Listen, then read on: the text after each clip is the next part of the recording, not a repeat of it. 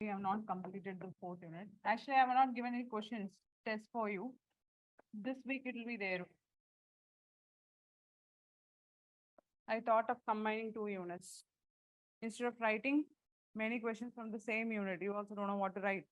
And I also don't know what to form.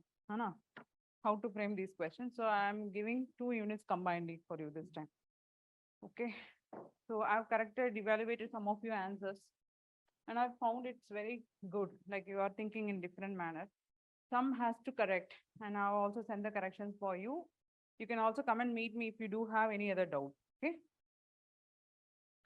So where we are in an emotional intelligence.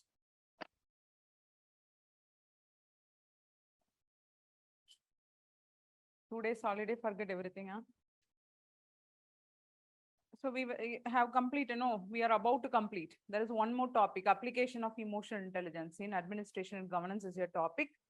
So we can put forward a question, can emotional intelligence be learned? Can it be taught? Okay.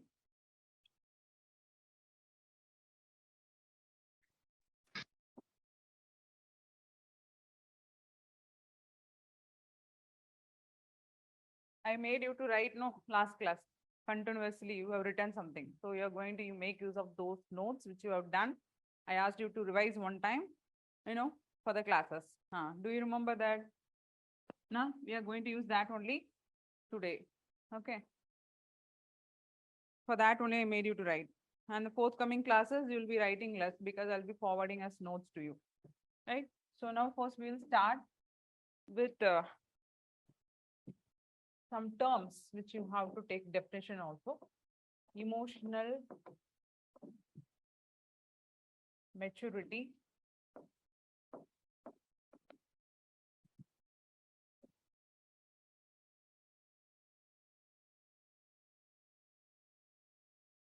Competency.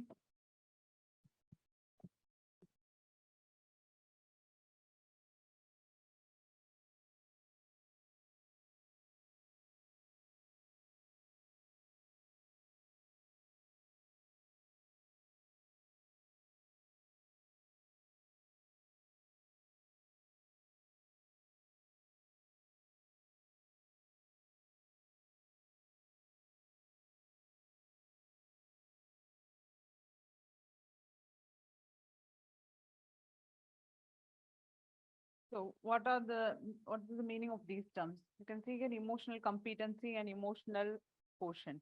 Okay. These two you can connect. So emotional quotient means it's a method of measuring the emotional intelligence in people. We do have a lot of factors. Even with respect to theories, which we have studied, there is a theory called Baran model. In that, we gave emotional quotient inventory. Using some terms, we measure the emotional quotient of person. Like how we are measuring the IQ. So we can also measure the EQ. So this is called emotional quotient. It's a method of measuring the emotional intelligence of a person. Then come to emotional competency. It's a skill like whatever you have learned related to emotional intelligence, how well you can apply it to your day-to-day problems. That is called emotional competency, the skill of application of emotional intelligence. Then what is emotional maturity? So this too we all know what is meant by emotional maturity. Emotional maturity means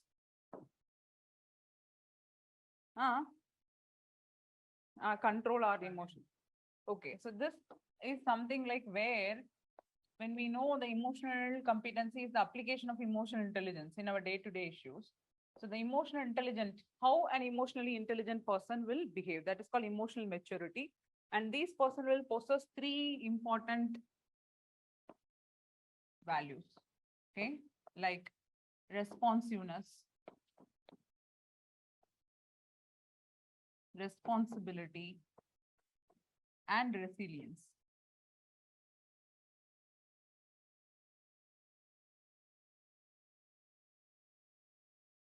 So these are the three important character of a emotionally matured person. So instead of thinking, being self-centered, these persons will be trying to be centered on others, So with the help of their own strength, they will be trying to focus on other people's interest.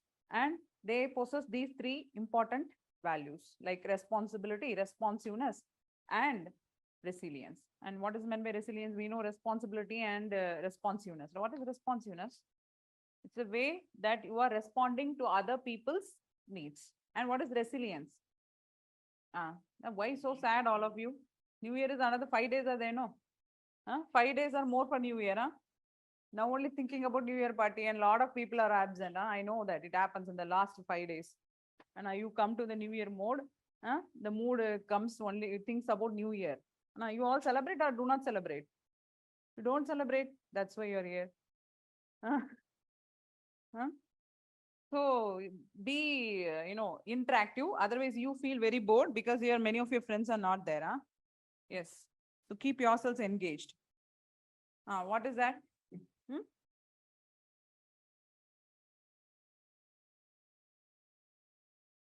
No, I am not able to get you. Uh, at least 6 and sleeping, no. Cuddling, sleeping. Then what is resilience? That's how quickly you are bouncing back from the adverse situations in your life. That is called resilience, okay?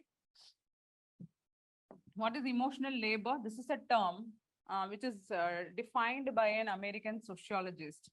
Around 1938, she defined this term. We don't know who is she. You are able to find out who is she, huh? A labor of everyone. A emotion.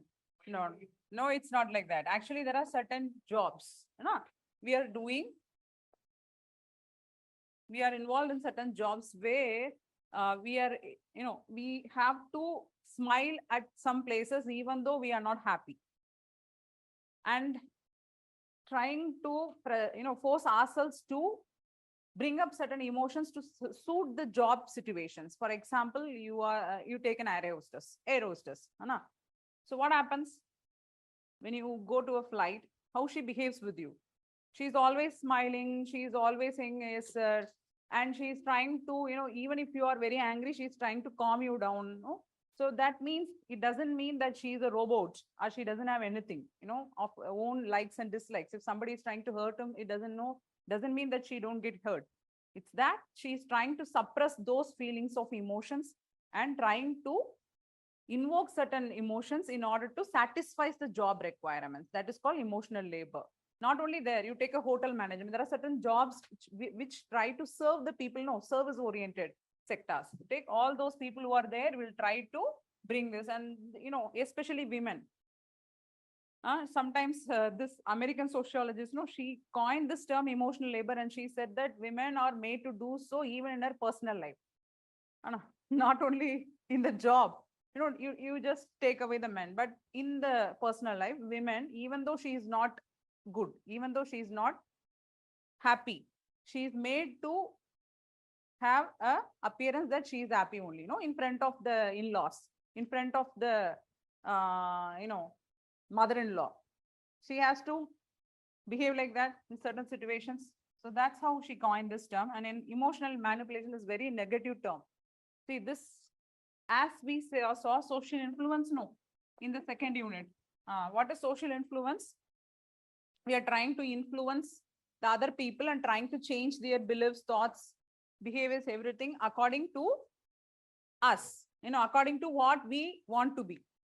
But that is happening for a good reason. Social influence or persuasion, we are trying, although persuasion is a negative skill, we are trying to bring that for a positive contribution. But this emotional manipulation is totally a negative concept. Why we are saying this is a negative concept? Because here the person who is trying to manipulate the emotions of others try to follow some sneaky or deceptive tactics, we can say. I don't know how many of you encountered these types of persons in your life. They try to dominate you. In certain cases, they try to, use silent mechanisms. As you see in C dramas or K dramas, the male lead will always be silent. In most cases, cold. Whatever they do, he will not react, or he will be having any sympathy and all. So it's a type of a tactics which is used by the other person. In that case, it's totally different. They depict in the different manner, but these people are trying to do that in order to attract people towards them. Okay. So to play with the emotions of people. Or you see some people do intellectual bullying. They have a lot of knowledge. So in order to make you dominate, to dominate you or suppress you, what they try to do, they used to load with facts. Whenever they talk, they load with facts, and then you feel inferior. As you can see, one person shouting in the media, no other will be able to talk, or no other is allowed to talk, no. Dominating through voice and facts. No. So these are some of the tactics which are used by the people to use sneaky techniques to dominate others and then try to manipulate the emotions and make them work for them. No, it happens in many cases. That is why you can see some people are, working for some person without proper, without they themselves liking it. They go in the wrong path because they like that person and they try to do whatever they wish for him, right? Take some two lines for each thing, then we'll move to the next one. Emotional, first you write emotional maturity. Emotional maturity, okay?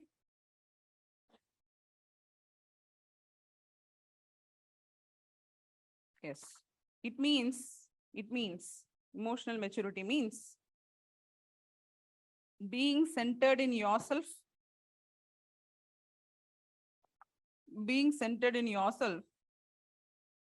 instead of being self-centered. So have you received some mail from your management that I have forwarded some questions for discussion today? Not it. I have not forwarded the notes for the second unit, and the fourth unit I'll do together. Okay, you have exams. I don't know how many of you are going to write it. I know it's a new year. This time New Year has come in the Sunday, and unfortunately. So, okay, fine, I'll do it. So, full stop. So being self-centered means,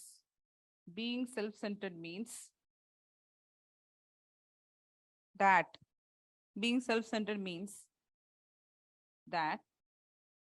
your thoughts, ideas,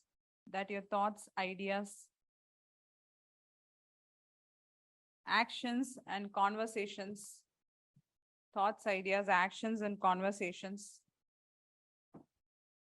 revolve almost exclusively around you.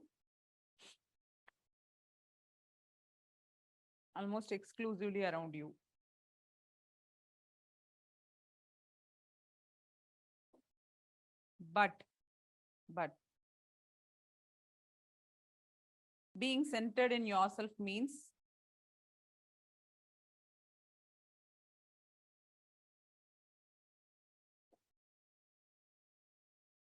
that your thoughts, ideas, actions, etc. you put, don't write. Means that your thoughts, ideas, okay, actions, all these things revolve around things other than yourself,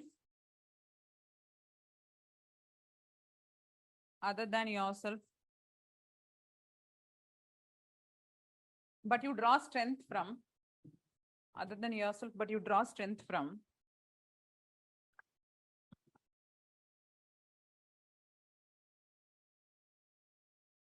yourself instead of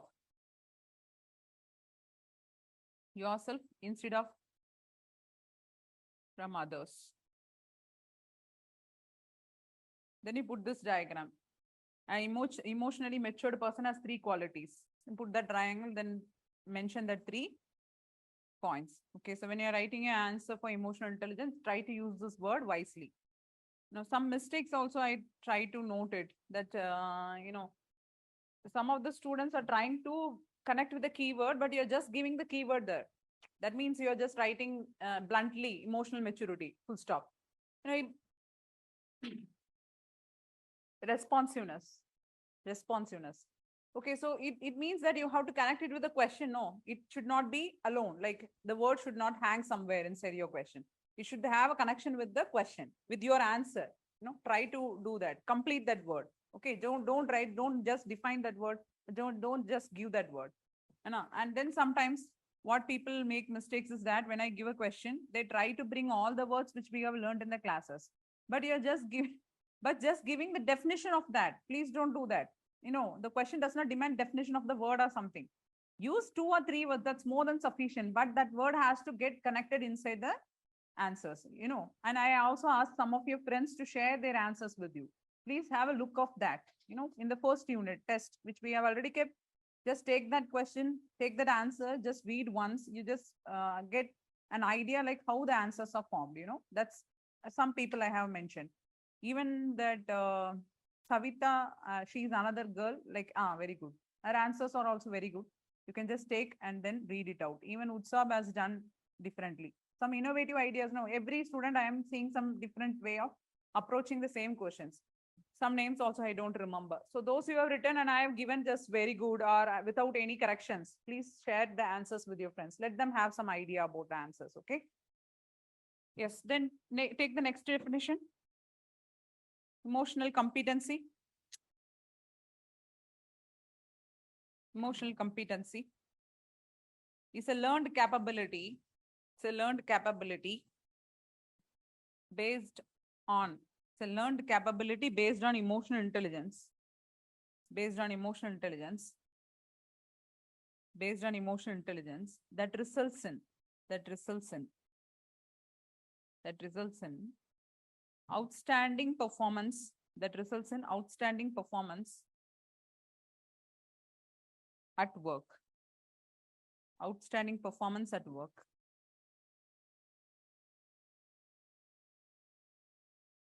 Okay. Then write emotional labor. Emotional labor.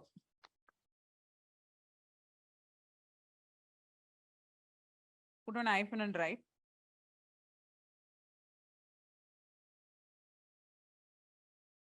So induce, it is to induce or suppress. It is to induce or suppress. Induce or suppress feelings in order to. It is to induce or suppress feeling in order to sustain. In order to sustain the outward. In order to sustain the outward. Outward. OUTWARD, outward countenance. Outward countenance. Outward countenance that produces. Okay. Outward countenance, that's something which we call about expression which we make, either facial expressions, the body language which we try to manage. So outward countenance that produces the proper state of mind. That produces the proper state of mind in others. That produces the proper state of mind in others. Proper state of mind in others. Full stop. That is, you put that is, it will be easy way to understand this word. That is, you're going to write the easier version, okay? That is, it is the process of managing, that means emotional labor, okay? That is, it is the process of managing, it's the process of managing feelings. It is a process of managing feelings and expressions. It's the process of managing feelings and expressions to fulfill the emotional requirements, of job, of a job. Okay, emotional requirements of a job. Full stop. Then you want definition for emotional quotient also? No, it's, yeah, then right. Emotional quotient. The ability to manage emotions. The ability to manage emotions. R.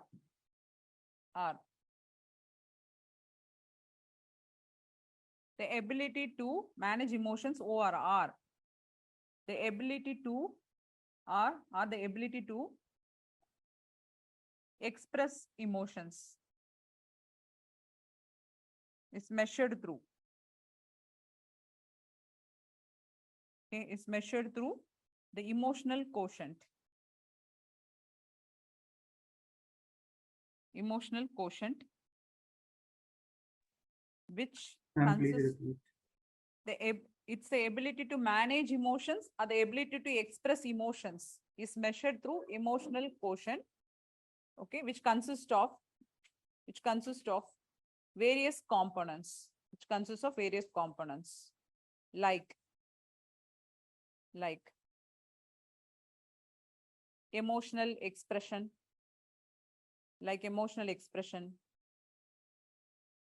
comma,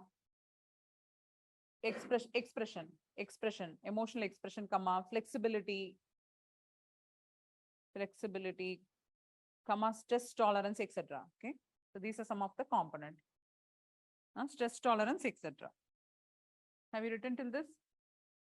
Fine. Then last one, emotional manipulation. It occurs, emotional manipulation occurs, okay? It occurs when a person tries to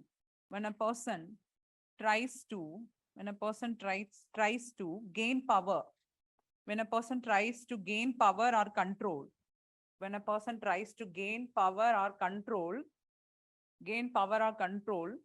by using power or control by using sneaky, sneaky, comma, deceptive tactics. By using, it occurs when a person tries to gain control or power, gain power or control by using sneaky or deceptive tactics, by using sneaky or deceptive tactics to change the thinking, comma, behavior, or perceptions of their victims. Perceptions of their victims. Example, you write silent treatment. Like that, you just mention something. Silent treatment. Second, consistently judge and criticize you. These are examples. First one, silent treatment. Whatever you're trying to tell, they are be like a dumb sitting and not listening properly without proper expressing of emotions. So silent treatment. Second, consistently judge and criticize you. Third, raising the voice while speaking.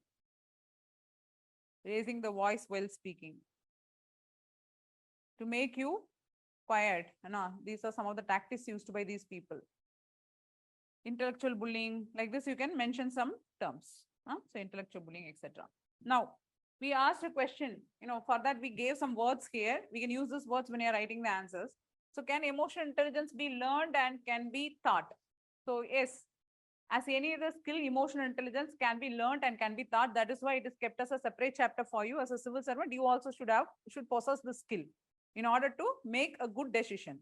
To have good decision making ability, you should have emotional intelligence. That's why the railway officers, they said that one of the reasons why there are a lot of accidents which are happening in the railway is because there is no proper team coordination, team management. There is lack of emotional intelligence. They all pass the exams, but they don't possess emotional intelligence skill. They don't know how to respect the emotions of other people or understand the emotions or express their own emotions to their teammates.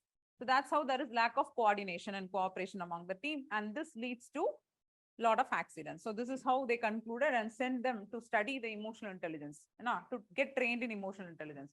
So if the question is asked like this, then you have to try to mention some answers. No, you cannot simply say, yes, emotional intelligence can be taught and can be learned. In one sentence, you cannot complete. So how will you study emotional intelligence? How you can practice emotional intelligence? How can you learn? That's a question. Anybody wishing to try? See, one important thing is self-control. How can you practice emotional intelligence? How can you know what is emotional intelligence? You know how you have to control yourselves. How will you do it? So application of emotional intelligence, before going into that, we should know how are the ways that these terms can be developed in us. Self-control. How will you do it? So just make some diagram like this. You will take some steps. That's it. So shortly, you know how to elaborate it? No, just mention short points. First one. Now, if we knowing that our emotions are invoked. So if some persons are coming and interacting with us, We are in certain situations. We are in certain places where our emotions are evoked. Then what we have to do for self-distancing. Distancing from the person, distancing from the place, distancing from the issues. Self-distancing. Self-distancing doesn't mean that, madam has told self-distancing. That person is here, I'll go to next chair. It is not self-distancing. Even you're sitting in the next chair, your full attention is towards that person. That's not something called as self-distancing. So it's something, a mental distance a person has to have with respect to the object. Okay. With respect to the emotional object, we can say. So self-distancing, put a hyphen and write one line if you want. It refers to the mental distance. It refers to the mental distance. You can even sit near that person, but you should yourself separate yourself mentally from that person. Okay. So it refers to the mental or psychological distance. Okay. Psychological distance. Deliberately created by the individual. You have to create it deliberately. Deliberately created by the individual. You should try to keep yourself distance from that particular person or object or a thing which is invoking the emotions in you. Then second. Have you written till that? Distance. Okay, you're there. Psychological distance deliberately created by the individual between the self and the stimulus. Deliberately created by the individual between the self and the stimulus. Created by the individual between the self and the stimulus. Okay. Have you written? Till stimulus. Second, awareness. So you have to be aware. How will you try to keep yourself distance from the stimulus? First, you should aware that you are undergoing that emotions because of this person only. So awareness about the present emotional state. That will be the second point. Awareness about the present emotional state. Awareness about the present emotional state. So how will you come to be aware?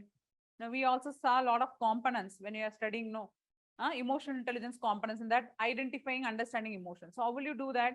One, we said that other person's emotion can be easily understood.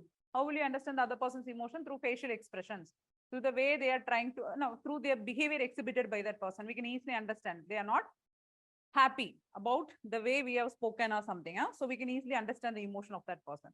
How will we understand our own? If you want, you can make steps. Step 1. Paying attention to the physical manifestation. Paying attention to the physical manifestation. To the physical manifestation of the emotions. That means what? Physical manifestation of the emotions. There is one state of emotion. Do you remember that? Physiological arousals, we said. Where our body reacts. When our emotions are invoked, then we have a lot of symptoms which is shown because of the neurological functions which is happening in the body. So that has to be studied clearly. Okay, that is why we have mentioned about the physiological manifestation. Then in that second point, meditation practices. Meditation practices. For this unit, you have to write this way only. Casual answers has to be present there. But with what is that Jan Vishwas bill? Have you read somewhere in the newspaper? I don't know whether it will be get passed this year or not. When you're studying newspaper, you 2 days before you would have referred this term. You would have come across this term definitely. Look into it. Why they brought this Jan Vishwas bill and all? What is the reason? Okay. So minor faults, minor delinquencies has to be kept away from punishment. Only penalty has to be issued like this. Some things for ease of doing business. They try to bring this bill called Jan Vishwas bill. Please take care of that. Commerce Ministry has come up with this. So then, have you written that meditation practices will help you to focus inward? Okay. So think like that. Then third, you can also mention some more things like third, scanning ourselves and scanning others. Scanning ourselves and scanning others. And scanning others with regard to changes. With regard to changes. Changes in the body language and behavior. The body language and behavior. Okay, so these are the ways we can try to identify and understand what type of emotions we are and Carrying others with regard to what I have said, changes in behavior or body language. Okay. Then third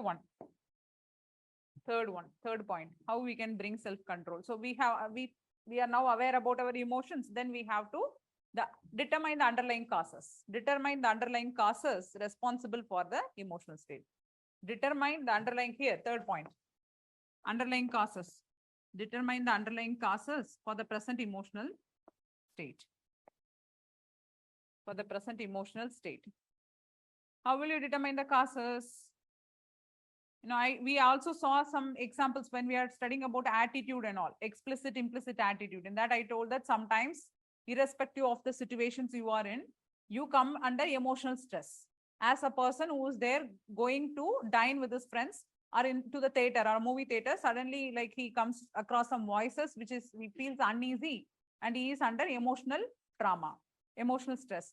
But none of that situation, because he went to enjoy, none of that environment has created that. There is something which is causing the disturbance, so that you can take as an example for this also.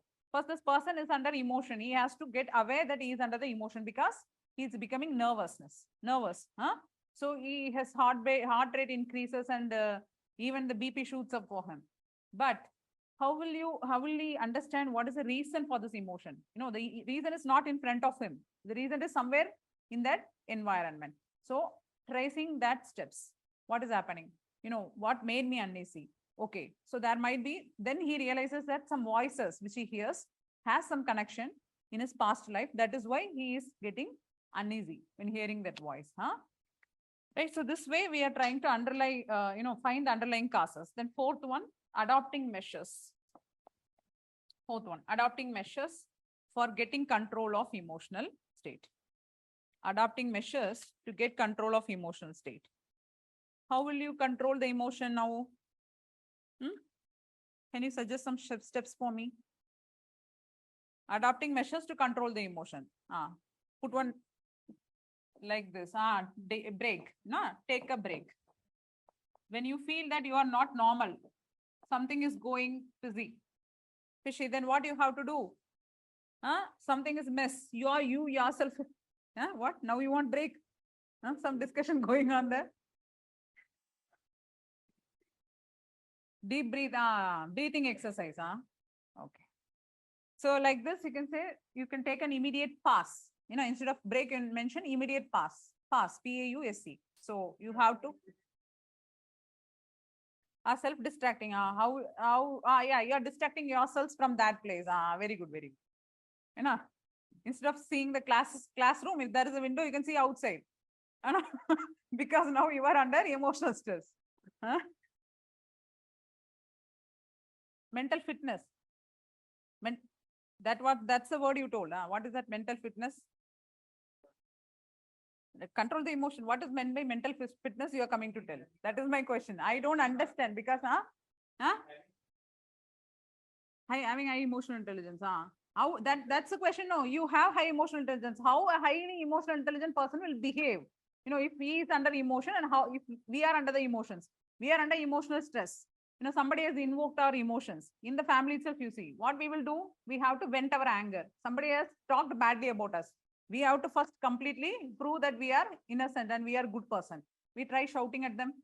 But what an emotionally intelligent person will do at that time? That is a question too.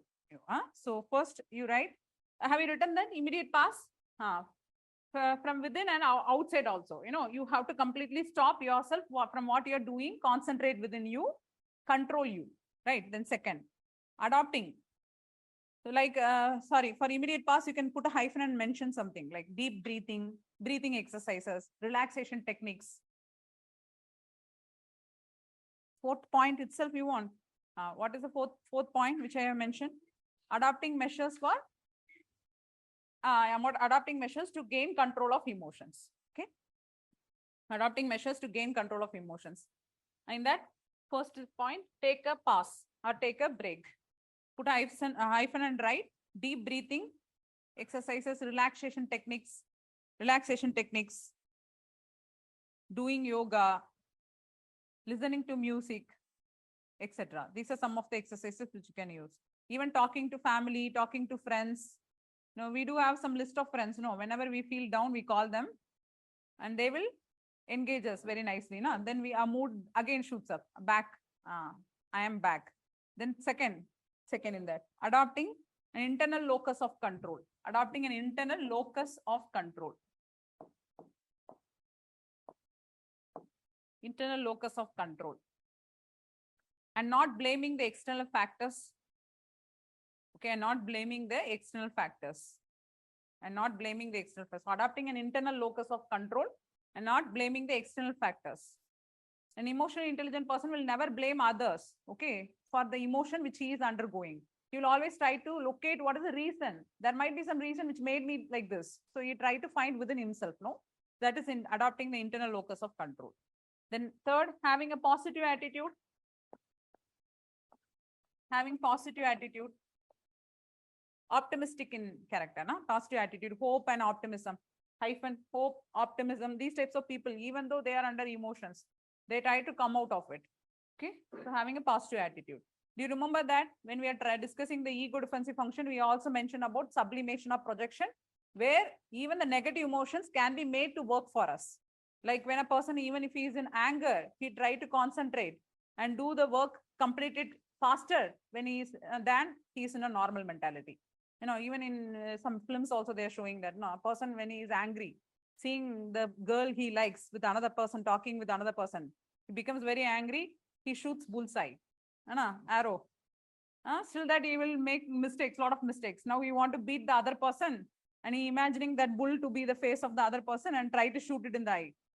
Like this they are showing this to make us understand that how we can have a sublimation of projection in doing our work. Okay. Then have you written positive attitude? You can also write one more point. Planning beforehand. Planning beforehand. Planning beforehand. That helps you to anticipate. Planning beforehand that helps you to anticipate the impact of your emotions, the likely impact of your emotions. Planning beforehand that helps you to anticipate the likely impact of your emotions. Okay. So one we discussed with related to self-control. So another important character of an emotionally intelligent person is something called as assertiveness. We already discussed now what is assertiveness. Do you remember? Have you heard this word somewhere? In sleep? Somebody would have heard this. What is this? Already we discussed here only. The same classroom, same chairs we were. Able to. It's the ability of a person to express his emotion at the right time at the right manner. Okay, that is called assertiveness. So how you will be able to express your emotion at the right place at the right manner?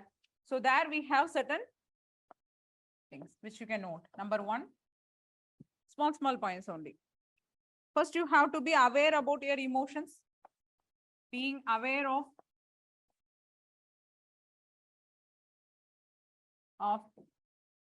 one's emotions and the emotions of others. Being aware of one's emotions and the emotions of others, okay? And the emotions of others. See, you are happy, you want to express something to the other person. You cannot simply go and when he is like a red hot pan, furious with red eyes, just go and express your happiness. He will become more red, no? I am angry and I am sad. Now you are coming and you just want to go tour, picnic. Come on, let me show you what is picnic. So this is something like being aware of one's and the emotions of others. Okay. Second, how you will be assertive. How you are going to communicate. The words which you express should be in such a manner. So the second point is communication. Communication. In that itself, 5 C's has to be concentrated. 5 C. 5 C's of communication. We call this as 5 C's of communication. Okay, 5 C's of communication. What are those 5 C? First one, you mentioned clear. The message which you are going to give should be very clear. Be clear. Okay, be clear about what you want to tell to that person. Be clear. Second, say it confidently. Second, say it confidently. Keep this in mind when you are giving your interview session. Okay, be clear what you are going to say to them. Whether you know or don't know. If you don't know, I don't know. That's a one and only answer. You cannot simply say, sir, this, that, this. And then again coming to the same zero. Standing, and then he will understand, okay, he want to show that as if he knows everything. Then he becomes very attitude. You know, the officers are in such a way. They are very much egoistic in character. So they say, okay, you are trying to give more information to me. Let me ask some questions from there only. Na? So be clear and be confident in expressing yourself. Then third, keep it concise. Keep it concise. Concise. What is concise? We say no, like precise manner. Short and briefly you have to tell something. Instead of you start talking and that person will leave the place. In meantime, you complete it. No, they say what here? Come on, tell straightforwardly. We used to face these types of things with some people. So keep it concise. Then fourth, be courageous enough to express. Be courageous enough to express. Be courageous enough to express. Okay, courageous enough to express. Courageous, that is the fourth C. And last one, maintain a controlled manner throughout. Maintain a controlled manner throughout. Okay, maintain a controlled manner throughout. Many of us doesn't have that. Although we have all the four, we try to do it. You know what happens when we start our conversation? In between, we stammer. In between, we doesn't know how to complete it. In between, we get inferior to ourselves and we doesn't know what we are going to express. We deviate from what we are expressing. So maintaining a controlled manner is very important throughout. Okay. So these 5 C's are very important with respect to communication, especially expressing your emotions. Then third one, practice. Third skill, which you have to possess is practice your assertive dialogue. Practice your assertive dialogue. A hero, many times he tells to himself, go in front of the mirror. To express to a lady, he tells to himself again and again, this is how I am going to contact her and tell to her, express to her. Not only like that, any person trying to express, even a father or mother who doesn't want her child to act against the wishes of them, they try to come up with certain thing that how they can express to a child. You know, so that's what we call assertive dialogue, practicing the assertive dialogue. Last one, being mindful. Being mindful. Okay. Being mindful. Being mindful. So knowing what you want, sticking to it properly. Okay. So when you are trying to start your conversation, you have to stick to what you want from the beginning, what you had in your mind, that has to be there. Instead, like you are just deviating from your path, should not happen. So being mindful, know what you want and stick to that will help you to be successful in expressing your emotions. Okay. Done. So these are some of the things which you have to keep in control. And now the question is application of emotional intelligence. You are going to answer. As I said, many of them are absent today because I will call them to the board. Not only for New Year. So how the Christmas went for you? You people celebrated that. In colleges and all, we used to celebrate definitely. No. Oh. At least I hope New Year. College and all are now, by now they left holidays for, 1 week holidays. Good. So emotional intelligence, application of emotional intelligence. That's a topic. Application of emotional intelligence at workplace, in administration, and in governance. Mention like that. 3 ways we will discuss. Application of emotional intelligence in workplace, generally, in private or administration or anywhere, in private places where you go to work. Second, in administration. Administration and in governance. What and all it is going to bring. First, we'll discuss for workplace. Yes. So what you wrote a lot of things, no, last class. I made you to write. Take that pages. Now you are going to answer the question. Okay. So first at workplace, what will be the benefit of having emotional intelligence? You are going to say one by one. Louder. Be loud. Social skills. Okay. I wanted to get framed as a sentence, like, for example, enhancing decision-making ability. It helps to improve the decision-making of a person. Second, I can mention like this. It improves the leadership skills. Why leadership skills? In that last class, what you written? Leadership. There is a point, no? Emotionally intelligent person. There are 5 components we discussed. In that one we have mentioned the last one. In that last one, leadership is one such component. We have sub-component which we have mentioned. Do you remember that? Leadership skills. Third. Very much. Being committed, no? It makes a person being committed. Adaptability, very good.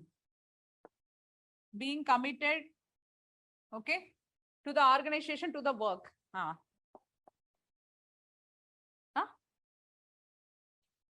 Yes, very good. So being adaptable, as he said, being adaptable. Okay. Then there should be another word also which will come in your mind. Flexible. Yes, 1 minute. Give some time.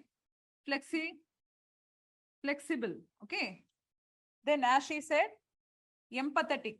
Oh no, this improves the commitment. This empathy skill will try to bring in a good leadership skill and make the person committed and will increase the team coordination. And somebody has said something. Intrinsic. What is that intrinsic motivation? You are trying to improve the motivation. Okay. Yes. And somebody has said innovation. So it makes the person innovative in a space and try to take challenging jobs. So this also gives motivation for the person. All is connected, interconnected with each other. Okay, challenging jobs.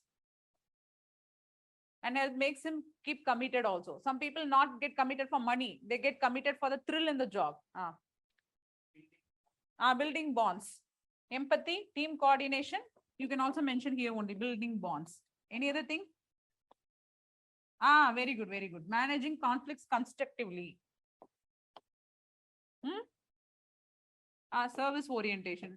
Constructive conflict management. Okay.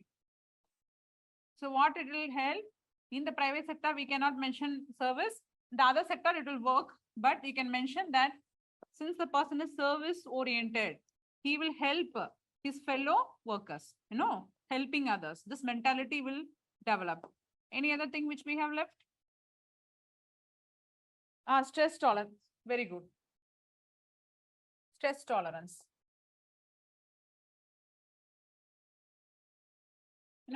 So that makes resilience type of character. You have resilience type of quality, character.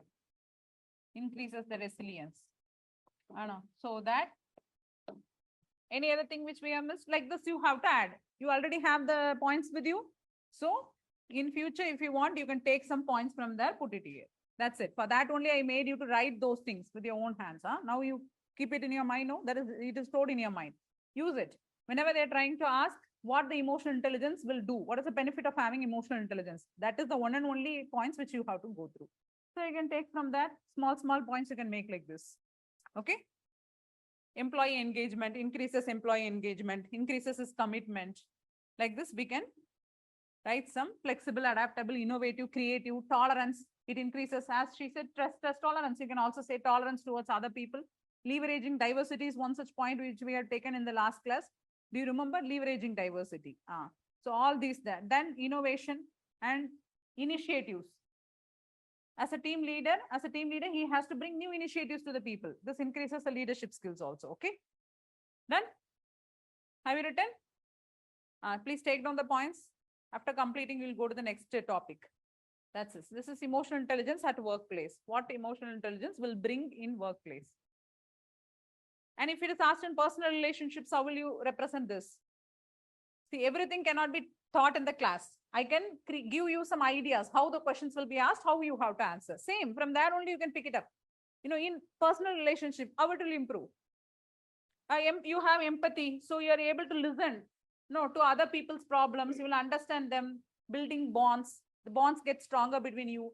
Relationship get improved. I know. So then again, second, huh? Communication. You have good persuasion skills, so that the relationship goes well with people, other people. Personal relationships. Committed in relationships. Make them committed.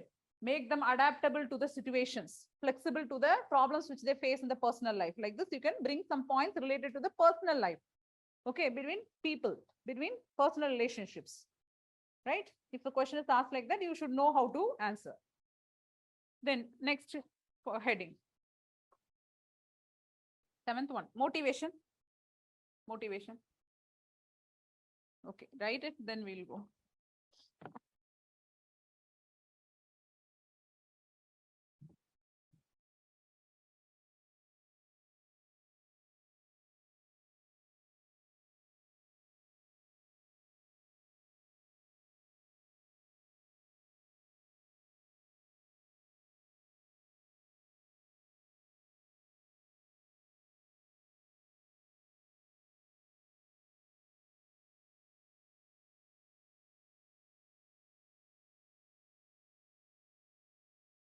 Done.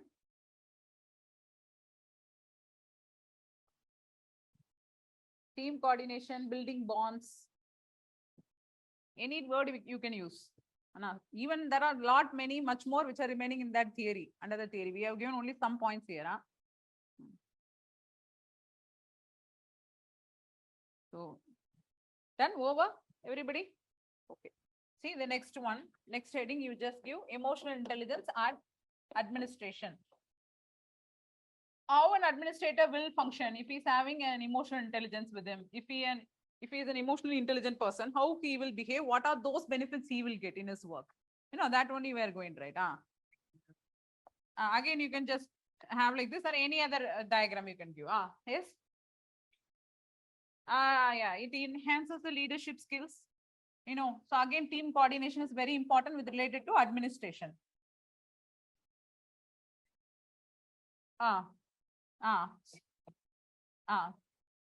So how you will be able to do this? It increases the responsiveness. It increases responsiveness. How you will be able to understand the need of the people, much more, right? So by understanding the needs, reading the mind. So this helps to understand the needs of the people.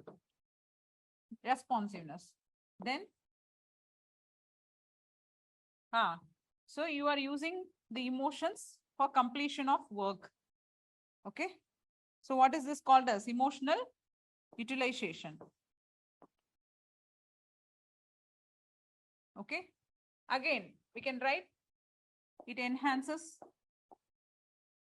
innovativeness. That is what the mission Karma Yogi was also trying to do. Creation.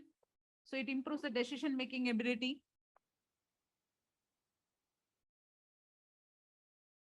Being responsiveness, resilience also. As we said, a lot of people are trying to commit suicide. So resilience, it improves stress tolerance. Adverse condition, how will you be able to come out of the adverse situations? Then it improves policy implementation skill. How it is trying to improve the policy implementation skill, not only in decision making, but implementation level also. How? By being innovative, by being empathetic in character, sensitive to the people's needs. You're sensitive to what people want. So this and all is trying to improve the policy implementation, which is the foremost task of an administrator. Foremost task is policy implementation only. You're doing it rightly. Then what are the other things we can say? Leadership skills already we have mentioned. Tolerance is very good. Because as an administrator, you should have high tolerance level.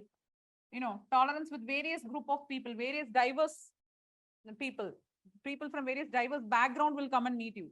You have to tolerate all those things. You have to try to solve the issue for all those people. Okay, so that we can write tolerance. Yeah, it makes him that comes in especially innovation and creation. Instead of simply sitting to the rules, we are just trying to be the officer, trying to be innovative and creative in solving the problems. Okay.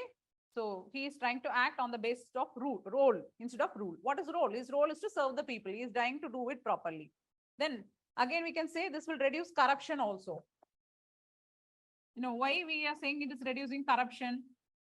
So all the things are interlinked, why it is trying to reduce the corruption, emotional intelligence. Again, here we are trying to be sensitive to the people's need. We know how, what people want, how people are, you're empathetic in character. So what happens? Automatically, you don't try to misuse the fund which is there for the benefit of people. You don't take it for your own benefit. You just want to give it to the people only because you are sensitive in character and you know how people are suffering because of these things, which they don't have, basic necessities in life. Then handling conflict constructively. You can also mention that handling conflict constructively. This increases the responsibility of the administrators.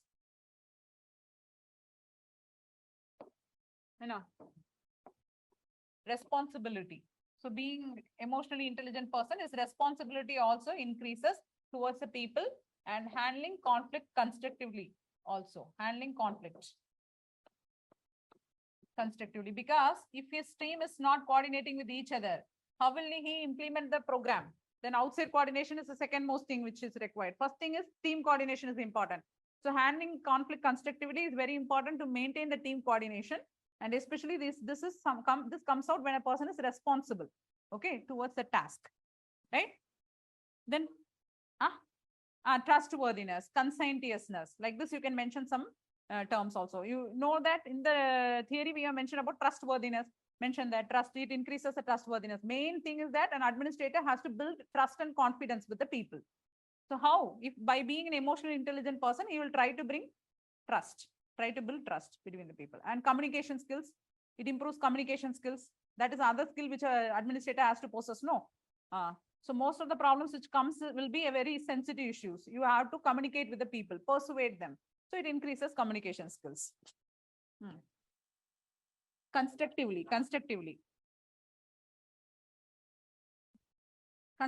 that is, and increases responsibility.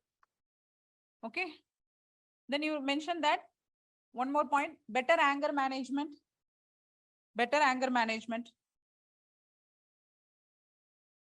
Okay, better anger management. And managing other emotions also. And managing other emotions well.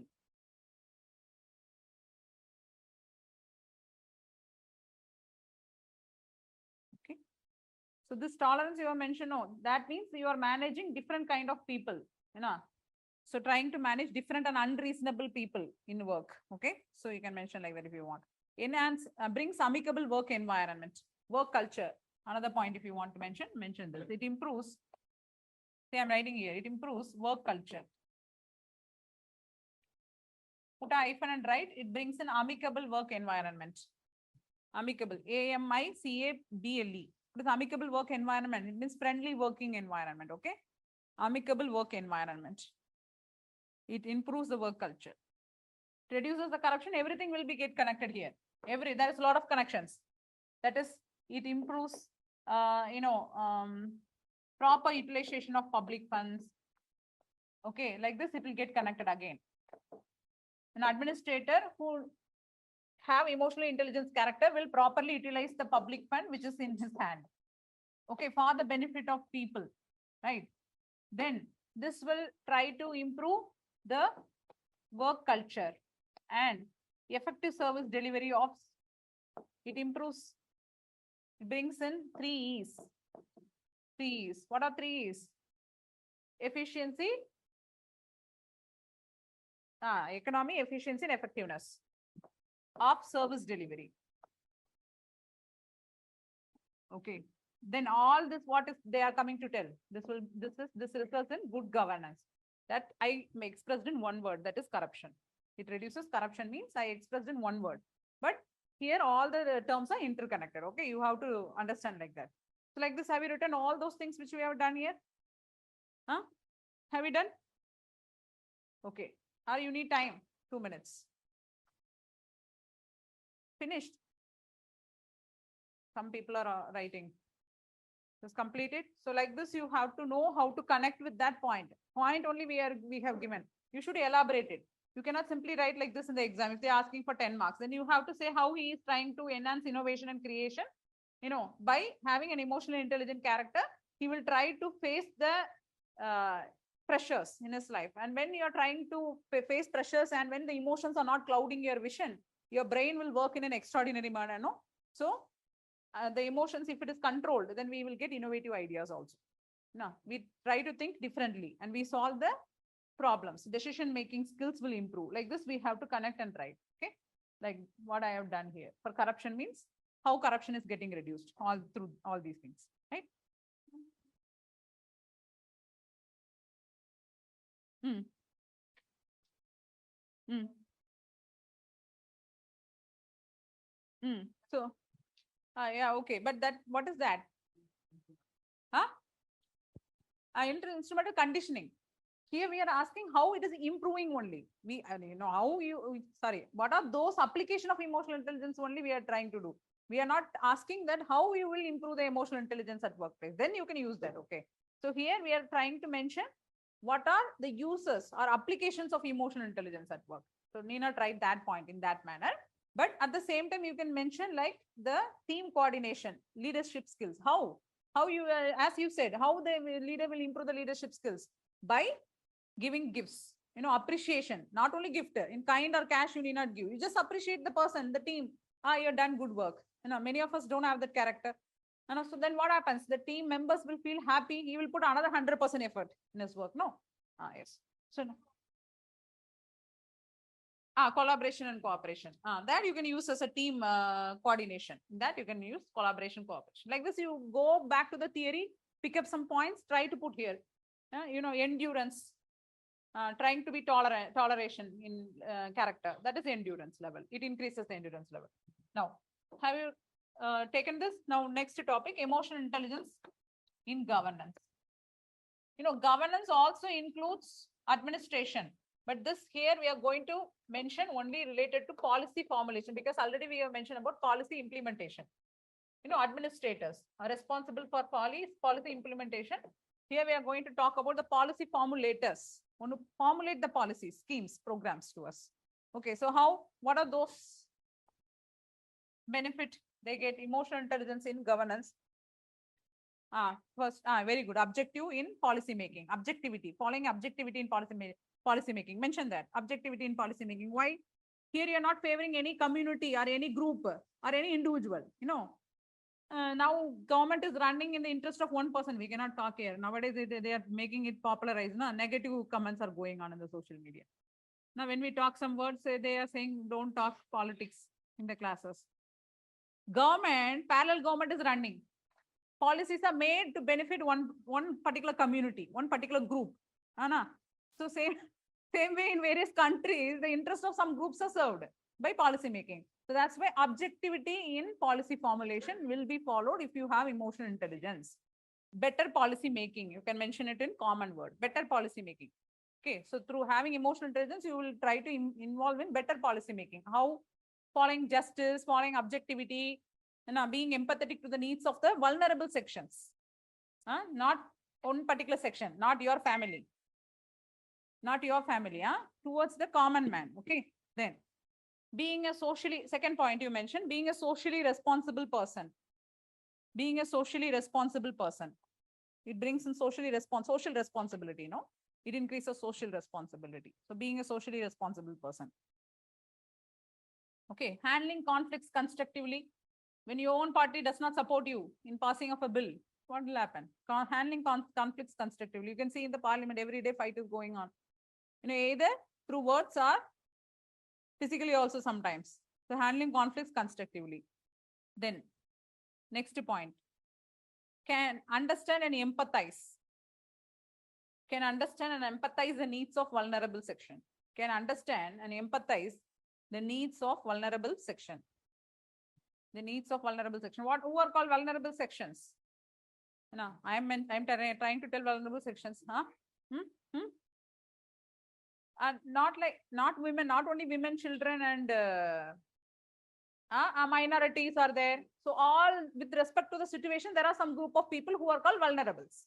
Okay, so vulnerable sections, especially with related to those people, those 20% of the people who are below poverty line is called as vulnerable sections when we are making policies or schemes. When the scheme or policy is related to reduce the discrimination faced by the people, then women, minorities, all these people comes as a vulnerable section. So you have to understand and empathize the needs of the vulnerable section. Improves the decision making ability.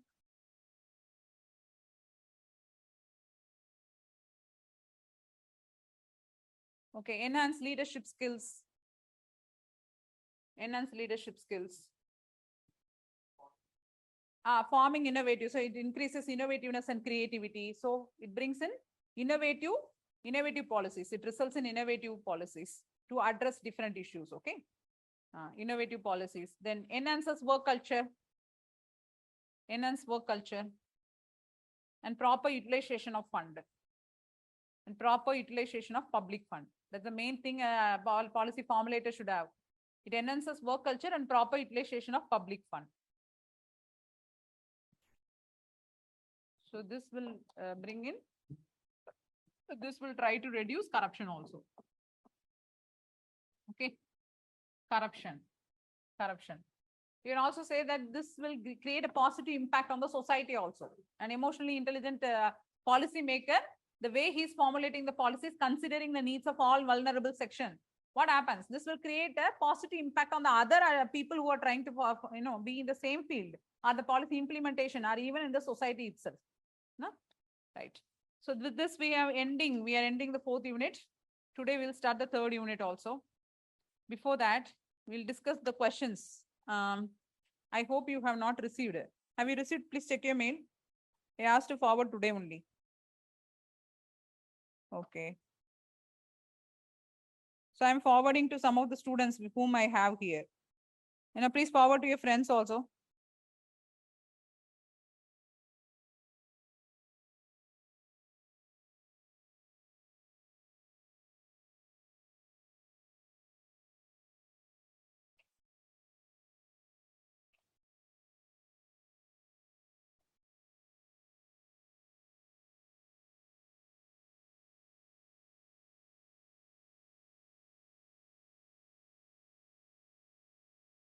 Received? Then you forward to your friends.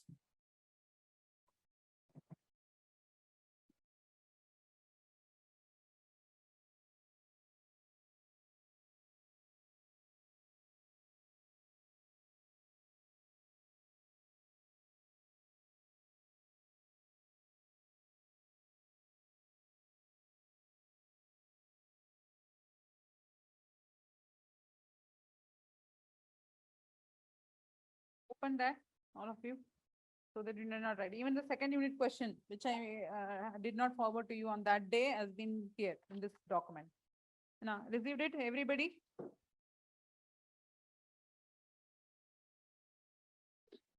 See, in 2022, there are no questions asked from this unit. There might be some influence in the other questions where you can use the term from emotional intelligence also.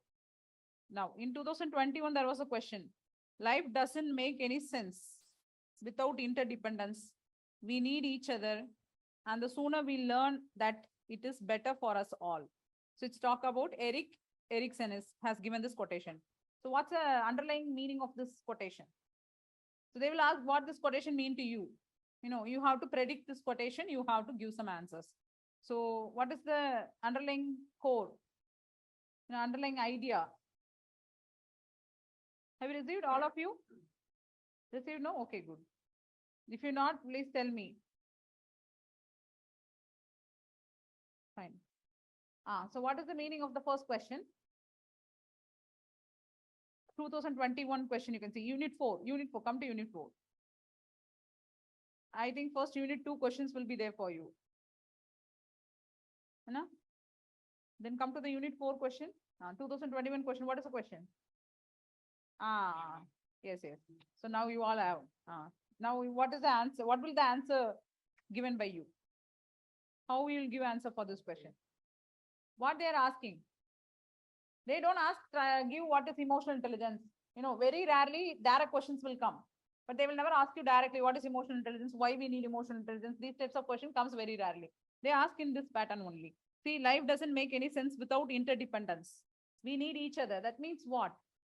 The bondage between the people. They're talking about the interpersonal relationships between people. How will we strengthen the interpersonal relationships? And the sooner we learn that, it is better for us all.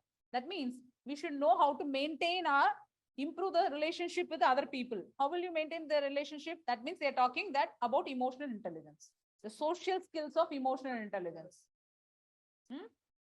Our social skills like empathy, communication, this has to be improved. Emotional expression, you can bring those terms here. How well you are going to be assertive in character? How well you are having self-control? You will be able to bring in good relationship with people. Like this, you have to bring some factors which is related to that. And then you have to write this, give answer for this question. Okay. Then 2020, there was a question. See, what are the main components of emotional intelligence? Okay, direct question. So what will you write for this? Awareness. Like this, you can pick it from the Daniel Goleman model or the mixed, that is the mixed model, Daniel Goleman, or Baron model. From there, you pick up some 5 components, then you write the main components of emotional intelligence are, understanding, identifying the emotions, managing the emotions, utilizing the emotions, harnessing the emotions, and utilizing it in the right place. These are some of the components of emotional intelligence. Or Daniel Goleman's 5 things are there, no? So those 5, you bring it here. Can they be learned? Discuss. Then you have to say, yes, it has to be, both the question has to be answered. Yes, it can be learned. Like how you can possess IQ, how you can develop IQ, you can also develop EQ. And for that only we have got a word called emotional competency. How well we are going to learn and apply it. And that is something called emotional quotient. You can bring both emotional quotient and emotional competency, says, brings or creates that, idea that emotional intelligence can be learned or taught. Okay, so it's a skill which we can improve. Like this, we have to bring the word, connect, and then answer. Okay.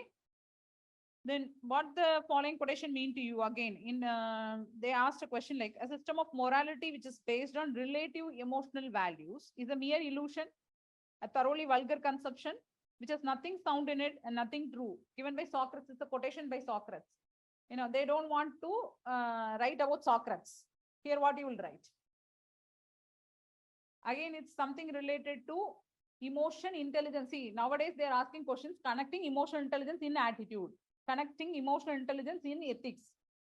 So this is a connection between emotional intelligence and ethics. They say ethics means what? Ethics means the standard of moral principles which is given by the people, created by the people. Like how we create values. There are some philosophers, there are some religious leaders who come forward. They give what is right to be followed by people. That is called ethics, the standard. Ethics has to be in that manner only. It has to say right or wrong, no matter what. But here, according to Socrates, he says that, see, a man kills his wife. And then he comes to the judiciary, the court, and he says that, see, sir, I am under emotions. And it is right, I do it. He argues that it is right because as she is my partner, she has to be loyal to me. She has to be truthful to me. But she did, she is not loyal. She is not truthful. She is cheating behind me. Then it is true. It is good. It is right that I killed her. Emotionally, you are substantiating you are wrong, right? Because he says that emotion is important here. Especially in India, we all live for emotions only. So he says that for emotionally, what I did is right. You don't go to Western countries. The women will be with another person. The man will be with another person. They don't care. Your children and my children play with our children. They're like that. No, here it's not the case.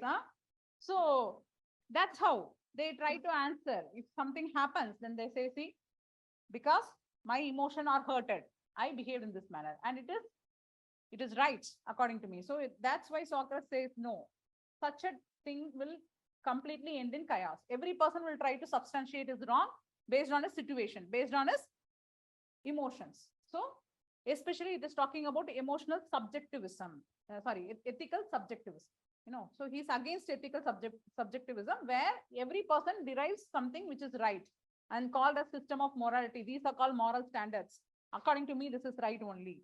And they form their own rules and regulation, and it will end up in chaos, and there will be no stability in the society. The society for which we created, the purpose will completely deteriorate. For what purpose we created the society?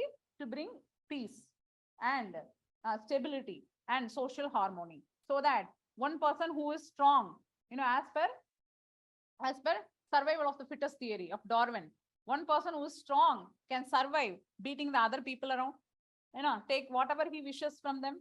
So it will completely end up in such a manner. So he will substantiate from his side, see, I am strong, I am doing it. So this way, that's why this is given, this quotation is given by Socrates. Understood? So system of morality should not be derived from a person's individual emotional standard. Okay.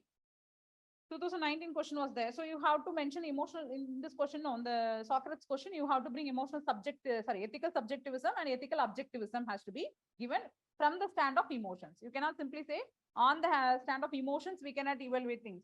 Especially when the lady and the mongoose story you take, the lady killed the mongoose. It doesn't mean that lady is right. She killed it because of her emotions. She thought that her emotion came into play and she killed because she felt that a child might got killed. She misunderstood and killed the mongoose. It doesn't mean that really is right also. She is wrong only. Okay, but what happens? It is completely not under her control. The action is not under her control because she is not acting with a plan.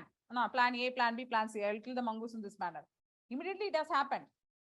Unfortunately, some situation has happened because of the triggering of emotions. But on the same, she cannot substantiate what she has done is right. Okay, so that's what this question is demanding from you. This is the difference between ethical objectivism and ethical subjectivism. Then emotional intelligence is the ability to make your emotions work for you instead of against you. Do you agree with this view? Discuss. It was asked in 2019. What will you write?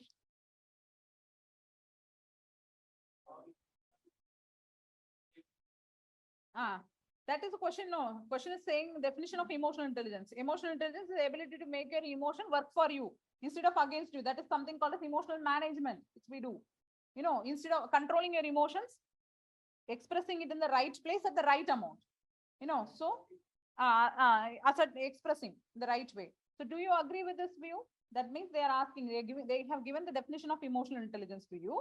They ask, do you agree with this view? And then you have to say yes only. You cannot say no. You cannot say no, I will not make my emotions work for me instead of, against me and all. You have to say, yes, I agree with this view. And then you have to discuss, yes, how we are going to make it work for you by self-control, by assertiveness, the way you are, empathy, improving the leadership skills. That way you have to bring. Then you say, yes, I can make my emotions work for me instead of me, like sublimation, projection, those words you can bring. Instead of being anger and shouting at people of your team, you can relax, do some breathing exercise, relaxing techniques. Like this, all this we can follow and try to avoid the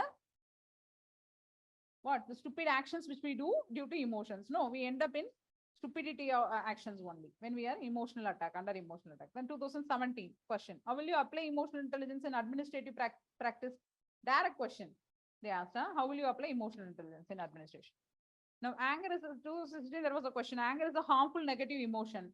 It is injurious to both personal life and work life. Discuss how it leads to negative emotion and undesirable behavior. So even anger itself is an emotion. It can evoke other emotions also, no? So you have to bring how it tries to bring or invoke the other emotions in people. It invokes sadness in the other person. Your anger, you behave very rudely to other people. Yes. So you have to write, you have to put anger in the center. Then you have to say like how it is going to invoke the other emotions, negative emotions in people. Okay. So like that way you have to mention. And then undesirable behavior. This results in the undesirable behavior of a Jurassic Park has come. Network issue, I think. Somebody's mic is on, please off it. And undesirable behaviors. So it results in undesirable behavior, the behavior which we don't want to express, but we do it because of anger. So that way you have to mention the first part, 5 marks. How can it be managed and controlled? That is another 5 marks. How will you manage and control it? We already have written self-control. Bring it there, bring it here. So that's how you are, right? So see 2013, what is emotional intelligence? Direct question it was. So you have to define what is emotional intelligence. How can it be developed in people? How can you develop emotional intelligence in people? How does it help an individual in taking ethical decision? So you have to write the uses of emotional intelligence in the third part. Second part, what you will try to write? How will you develop emotional intelligence in people? By training them. How will you train them? You will train them to have to understand their own emotions, to become aware about their own emotions, self-control, all this you have to write. Okay. Managing the emotional management, same. Don't think very, differently. Oh, what to write now? How will I develop an emotional intelligence as a person? You already have some words, take it, put it here. So emotional management, I will try to develop emotional management. What is emotional management? Self-control. And assertiveness, the way you express your emotions. Communication skills, I will correct the communication skills. So this way you have to, right? Done.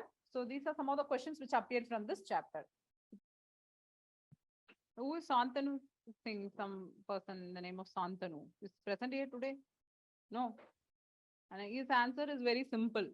I know if you want to have a simplified manner, like you want to present something, he has presented it in a very simplified manner. Nice. Actually, it's also a way of writing. Not being too much complicated in expressing your thoughts, but keeping it very straightforward and in a simple words he has expressed. And I forget his name. What is your name? That person. What's your name? Appa. Okay, good. This person's answer is also in a straightforward manner. Not beating around the bushes. Here, there, here.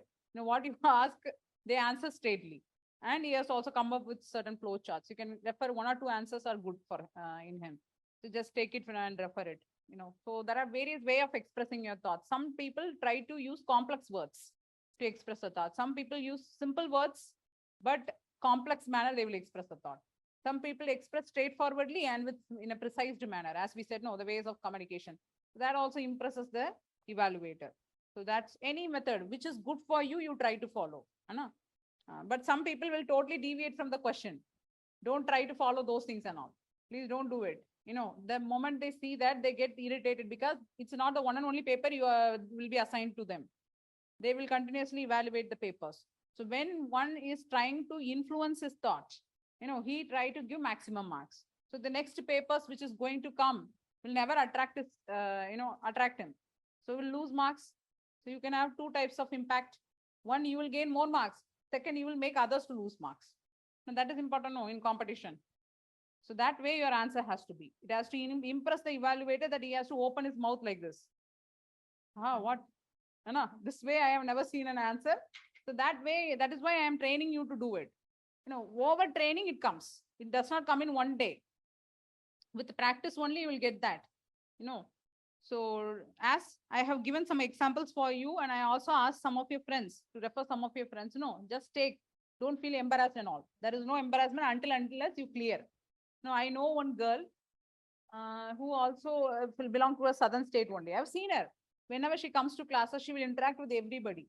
She's very sociable. She is very jovial. She attempted for 4 years. Then in the last year only, she contacted us for some current affairs classes. She came. And she used to interact with everyone. She used to take inputs from everyone. She doesn't avoid any, if she finds that it's something impressive, she will take it from them. She expresses it in the answers. And then one day I asked her, like, one time your answer is like this. Another time your answer is totally different. How come you are able to, bring up some new ideas in answers? Then she told that I have this character of talking and interacting and take all goodness from people. It's a very good character. When you try and put up mixed up, then it will end up in a very nice answer. She cleared. Now she's an IFS. She's an IFS. She's enjoying her days. Christmas in France.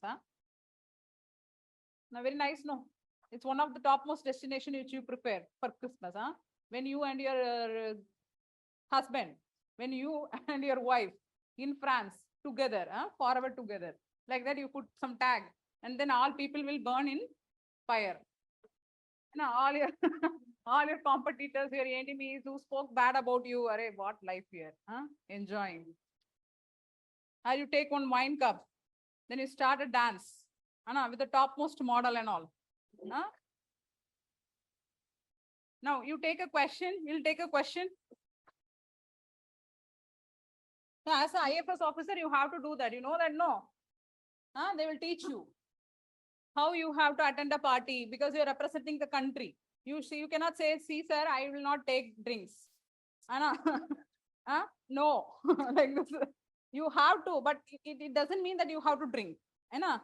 So you have to take a glass. They will teach you how you have to hold a wine cup, how you have to dance with the wine cup, Then at last you can go to a dustbin or a plant which is there, waiting for the wine, put it there, just place the cup. Now, holding one wine cup, you just go around for 2 hours. Same. Nobody is going to ask you, why are you holding the same cup? Come on, take another cup. Nobody, it's a mannerism which you have to show towards other people. Okay. So this is how like you enjoy being an IFS officer. If you want to enjoy, you become an IFS officer. Huh? But if you want to serve people in the remotest area, then you become an IAS officer. Now you are posted as a case study. You just take one case study, try to form answer. I'll just give some inputs for you. You try to form some answer, forward to me. If not, we'll discuss in the class. Okay. You are posted as a DFO. DFO. What is DFO? District Forest Officer. Right, full form. District Forest Officer.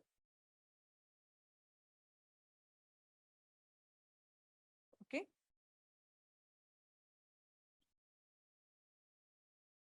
In a state. In a district, in a state. In a particular district, in a state. You are posted as a DFO. Where?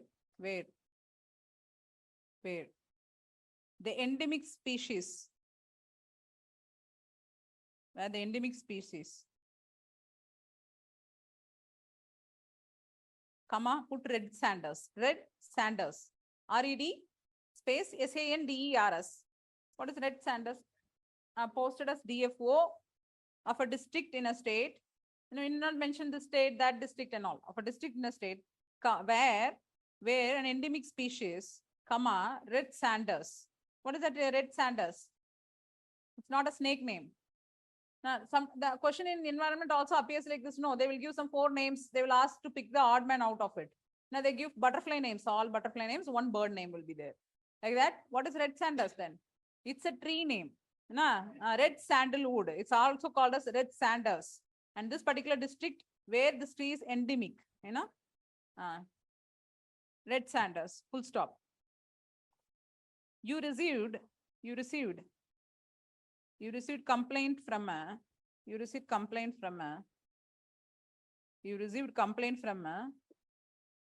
forest ranger,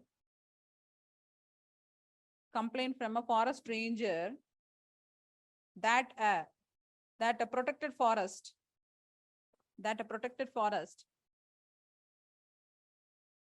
in the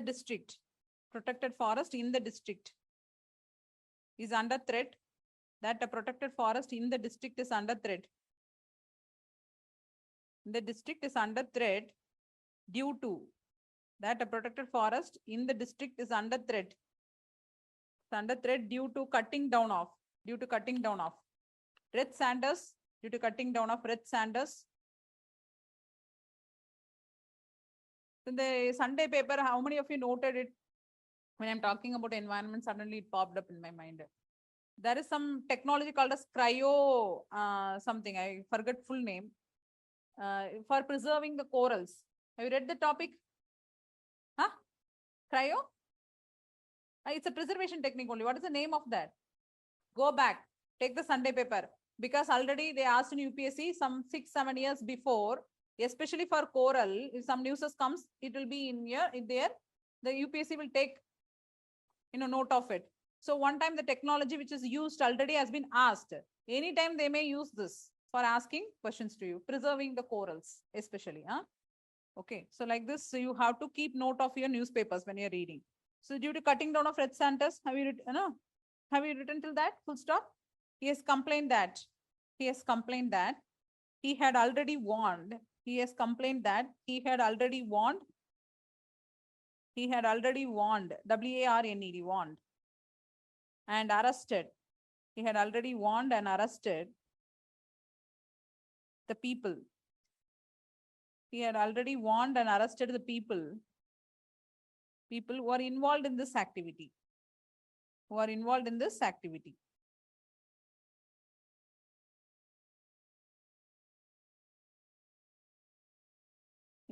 activity. But they escape punishment easily.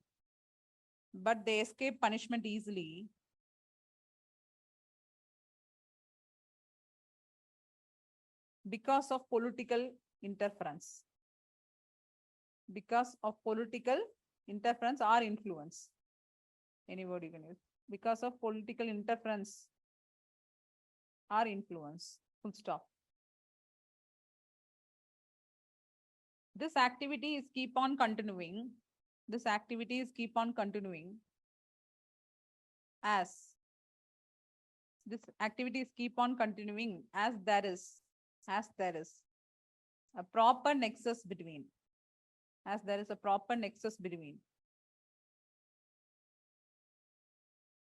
the smugglers and the politicians. Nexus. As there is proper nexus between NEXUS, nexus between the smugglers and the politicians. The smugglers and the politician. Full stop. Now, right, what are the first question in that? What are the possible actions in front of you? What are the possible actions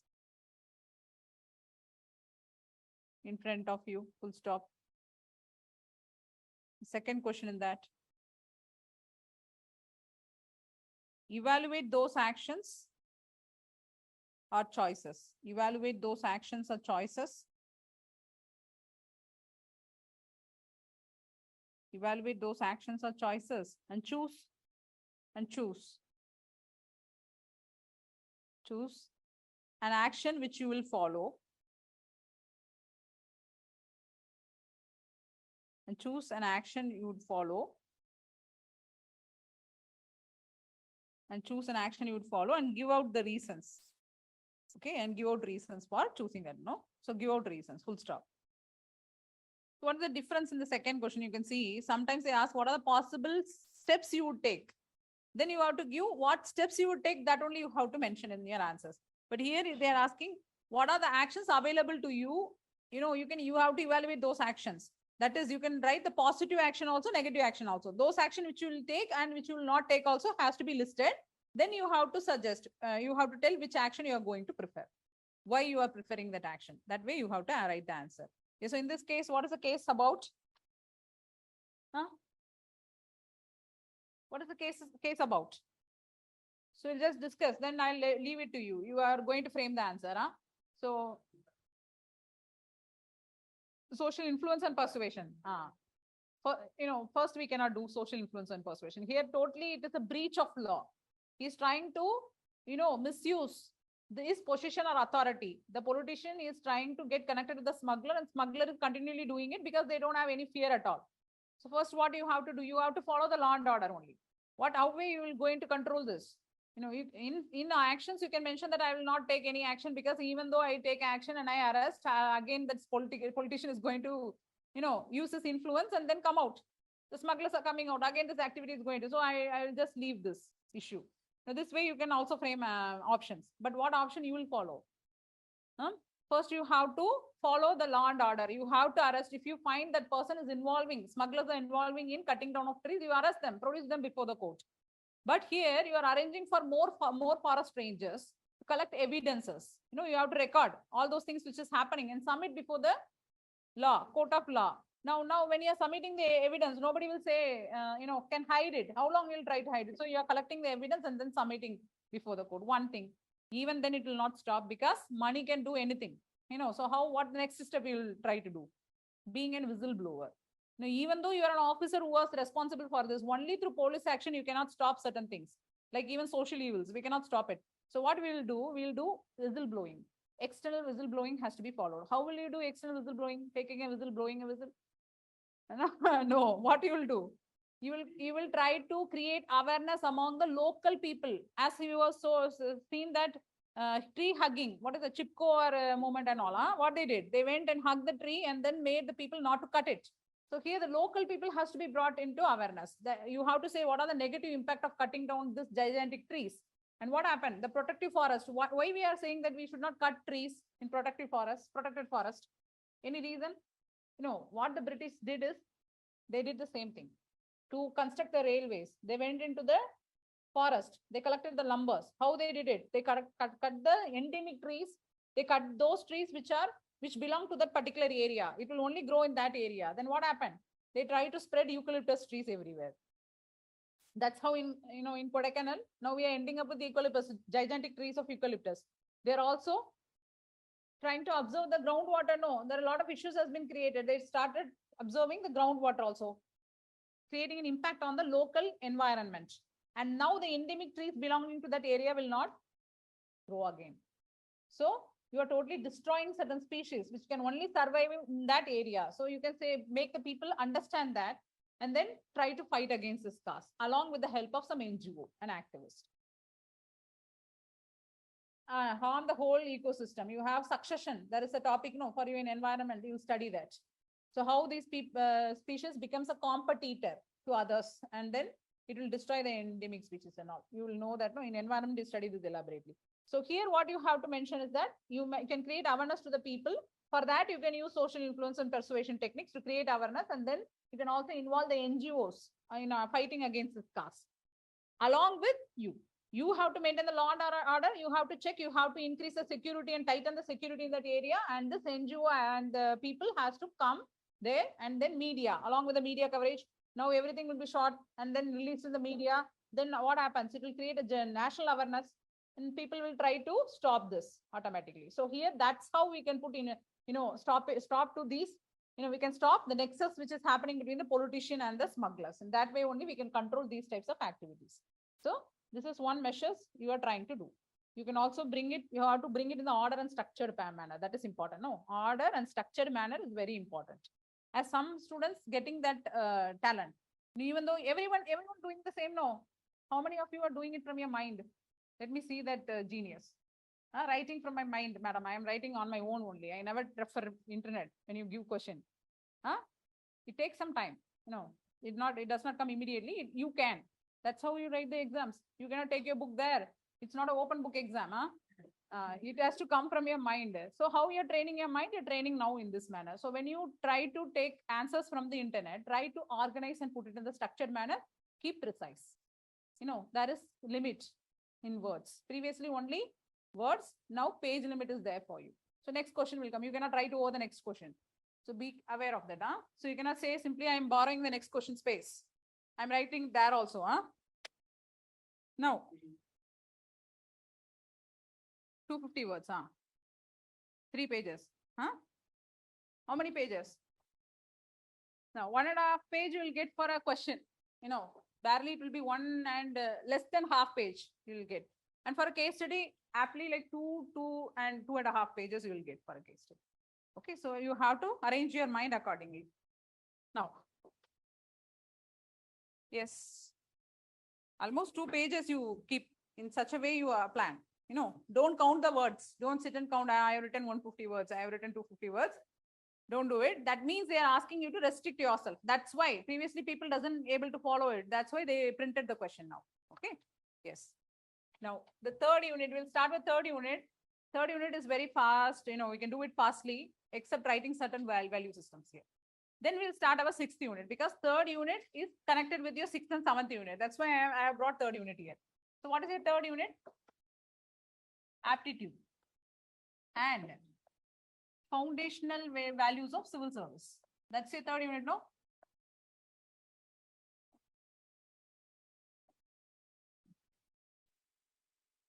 Foundational values of civil service. So aptitude unit. So what is aptitude? What is aptitude?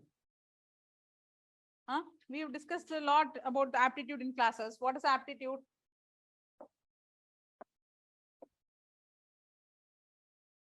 Aptitude is something, a skill which you possess, the capability, the ability to do a certain work at certain level is called aptitude. Okay, the aptness or quickness you are trying, you come into UPSC field. I don't know how you came. Somebody pushed you, or you came on your own interest.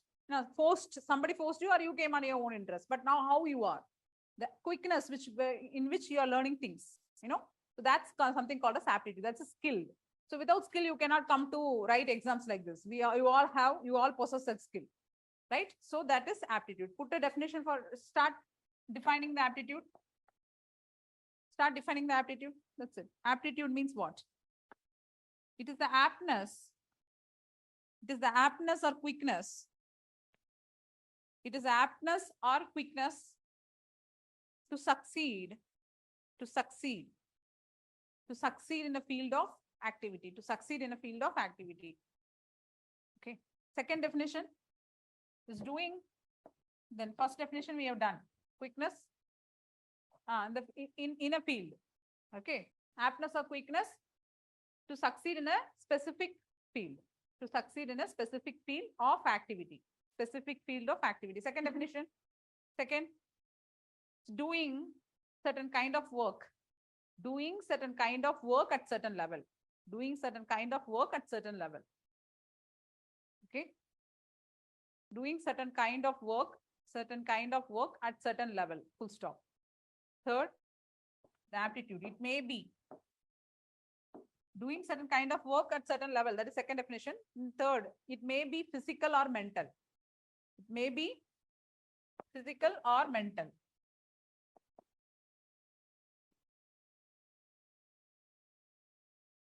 Everything will be included. Physical strength.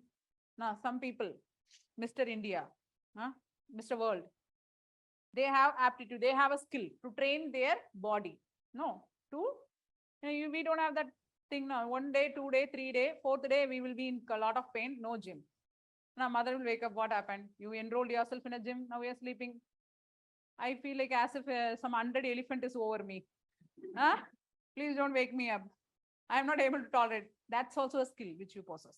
You training yourself and building your body in such a way. So physical strength. So maybe it can be a physical or mental. So aptitude is something, it's a skill which you possess. Okay, that's why this topic itself, you see, aptitude plus foundational values of civil service. That means we already have seen a graph. Do you remember? Competency versus values. Do you remember that graph? What is that? So competency is a skill which you possess. You know, the skill, the ability to do a work, that is competency. And values, both has to go hand in hand for a civil servant. Civil servant is already an able person only. If you are coming into this particular field and you are studying and entering into this service, means you are already having a high IQ. Your level is high. But then what about your EQ, emotional quotient? What about your AQ, SQ? All this will come under the values. So they are put up in the form of values for you. So you have to follow certain value systems also along with the skill which you possess. That is why these two terms are connected together in this topic. Okay. Before entering the 6th and 7th unit, you should know as a civil servant, if you want to make a decision, your skill is not enough. At the same time, you have to follow certain value systems. So what are values? Already you know. What are values? Why so much question marks on all of your faces? What are values? Very much lower voices, not at breakfast. Louder. Individual principles. That's it. Values means what, my dear children? What are this? You know, if somebody is asking what is values, then you blink like this, they will think bad about me. And I am telling in every classes about values. Values means what? Individual principles. It's make you. Your name is not you. Your values are you. You know, that which made you. So everything has a value, not only you. Your family has a value, family values. Society has a value, social values. Your community has a value, community values. Religion has a value, religious values. Nation has a value, national values. Like this, we have organization. The organization which you work will have a value that is called organizational value. In this case, the foundational value of civil service means the organizational values which we are mentioning about the administration. Administration is an organization. It's a hierarchical setup. You know, it's an organization. It's a public organization. And administration has certain value systems for it, to be followed by you as an administrator. Now you are a part of an administration. When you become a part of an administration, you have to follow certain value systems. That is called values of civil service. Those are called foundational values of civil service that define the civil service, that define the administration, and that makes the foundational values to be followed by an administration. Okay, you write a definition for foundational values. Foundational values means what? Okay, they're asking question like this, you know, why aptitude is called as a foundational value? Sorry, aptitude I'm saying. Objectivity is called as a foundational value. Why integrity is a foundational value? Why impartiality and non-partisanship is a foundational value of a civil service? This type of question has already appeared. 3 times they have asked in UPSC. Anytime they may repeat again. Okay, so you should know what is meant by foundational value. Just write the definition. Foundational value means what? Okay. Values which are essential, values are the essential components of organizational culture. Okay, values are the essential components of the organizational culture. Values are the essential component of organizational culture and as instrumental in determining and acts as, you can write act as, and act as instrumental in determining, and act as instrumental in determining, guiding,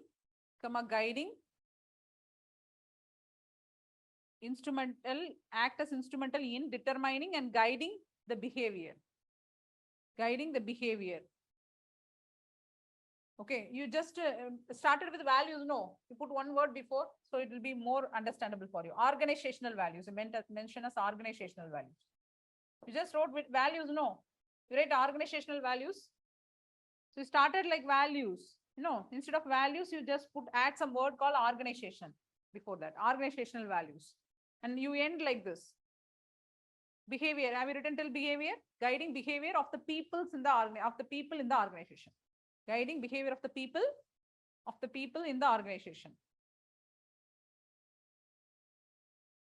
People in the organization, full stop. Next paragraph, another 2 sentences you had, right? The foundational values. Okay, the foundational values are the core values. Foundational values are the core or basic values, you can mention. Core or basic values. The foundational values are the core or basic values. Basic values, which helps in establishing the organization. Which helps in establishing the organization. Which helps in establishing the organization or institution. Which helps in establishing the organization or institution. What I have told, please repeat somebody. Foundational values, that the second paragraph. If somebody has written, please read it.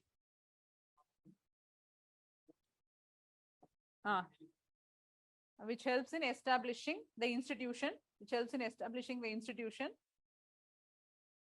Have you written? Which helps in establishing the institution and its statutes. The rules, no, statutes. Establishing the institution and its statutes are rules. And governs its affairs.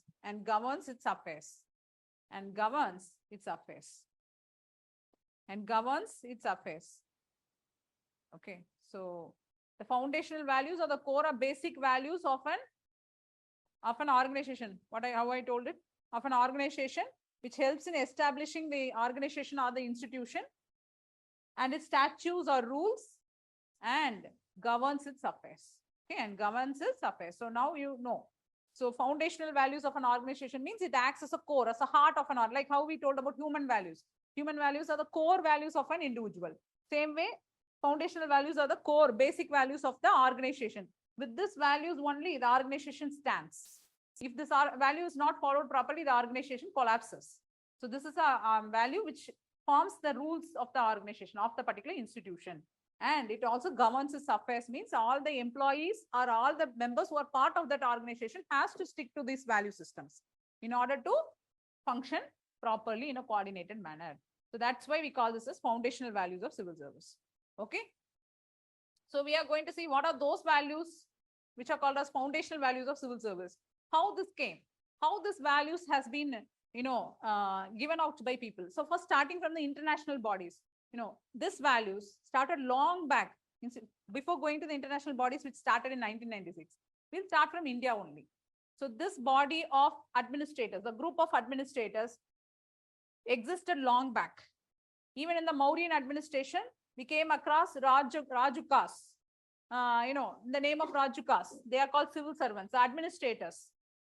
They are responsible for managing the affairs of the state. They will be collecting the revenue. They will be maintaining the law and order for the people.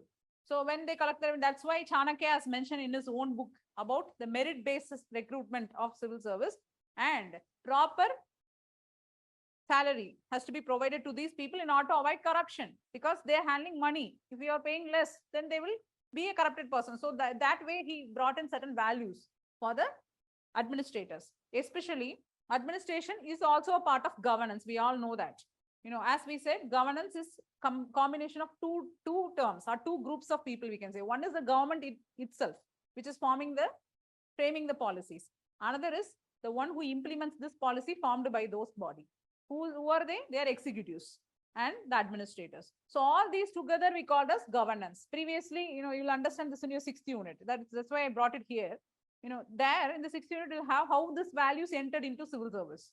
In that, we will bring in a term in such a way that initially we try to separate administration from the government, policy makers from policy implementers. Why? Because we said they are different and these people are different. They have to frame the policy, they have to implement. But now it is not like that. After good governance was introduced by World Bank. World Bank was the first one to introduce this as a movement. In 1992, it came as a movement. Then we felt the need that, no, now we cannot separate government from administration. They have to work together only, right? This way, we brought value systems inside administration also. And started from this, you have to note from this, okay, in 1996, UN came with a international code for public officials. Okay, so they brought some values to be followed by the public officials, those who are serving in the public office. Just mention those values now. Point number 1. You mentioned 1996, UN came up with adopted an international code of conduct for public officials. In 1996, UN adopted International Code of Conduct for public officials.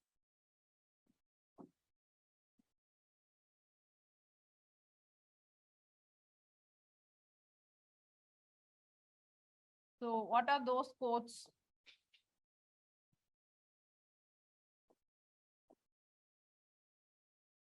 Okay, codes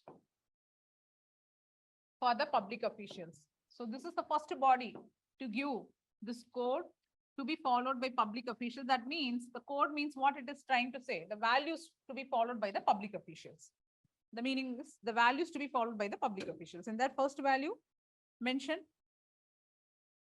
public office is a position of trust. So you write as a formula, public office is equal to position of trust. Okay, so how will you improve this position of trust? Then you give in the set format. How you can improve the trust between the people? It's a position of trust. So how will you improve it? That a public servant has to act in public interest. Public servant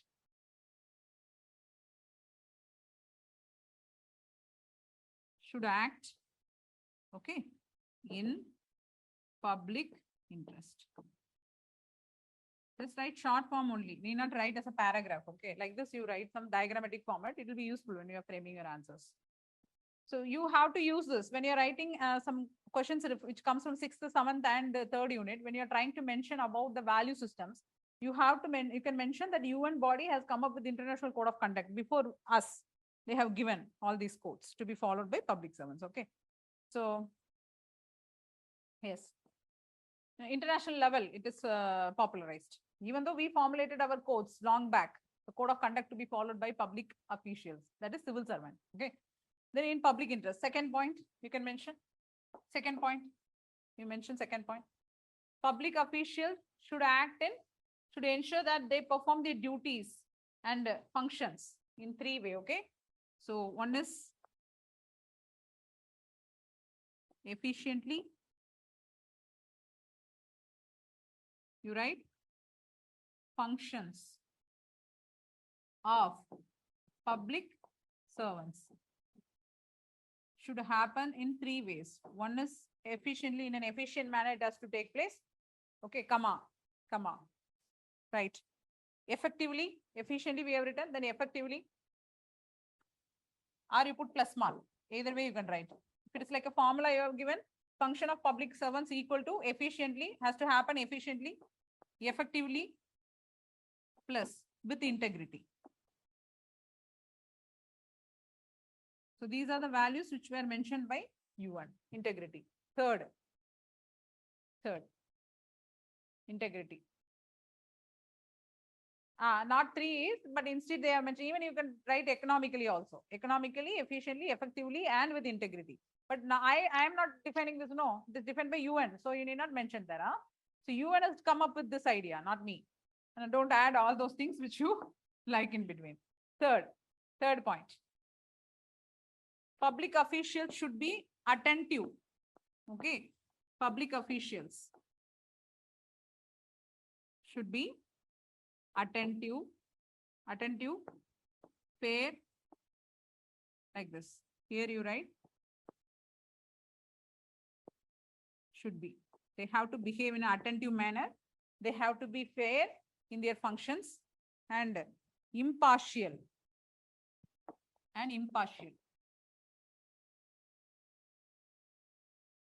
Okay. Impartial in performance of their functions. So the public officials should be attentive, fair, and impartial. That you need not complete. You all know that. Why? In performing their functions. Okay.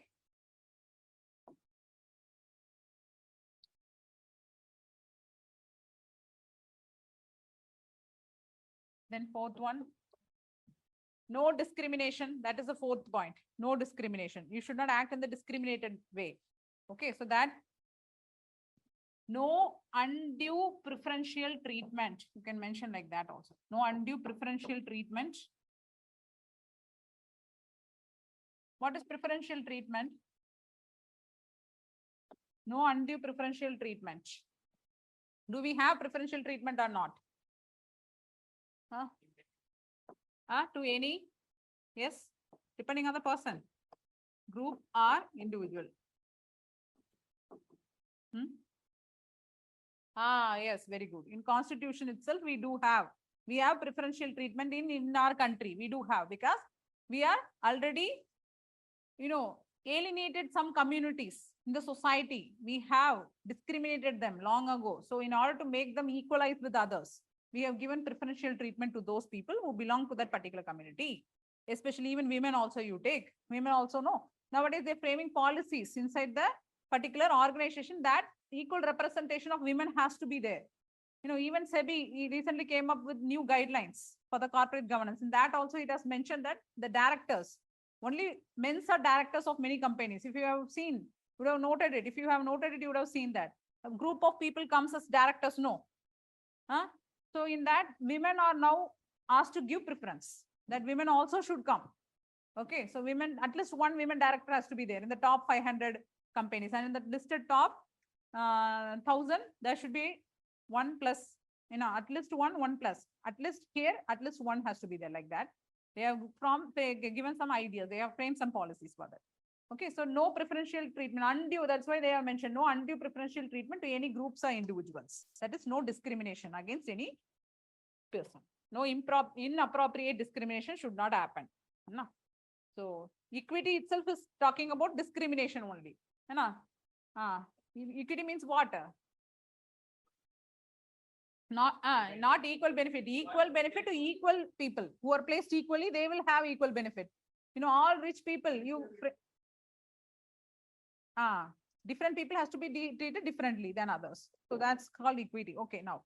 So these are some of the values which are come up by the UN body and in the name of International Code of Conduct for the public officials. Then came Nolan Committee. There is a popular committee in UK. So this is called Nolan Committee. So these are some of the things which you have to keep. One is UN body. Second is Nolan Committee. The standard reference. Okay. When you are giving an answer, you can mention that Nolan Committee has come up with certain principles, like in a Nolan Committee. So they came up with certain principles, like number one, first one. Write the principles. Number one, selflessness.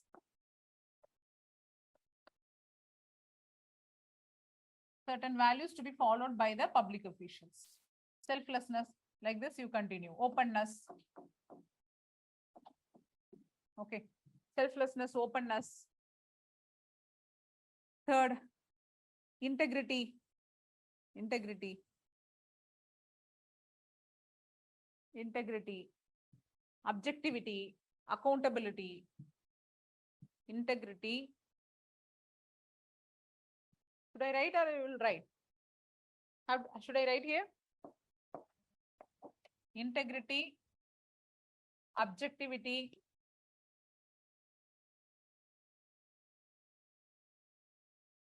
fifth, accountability,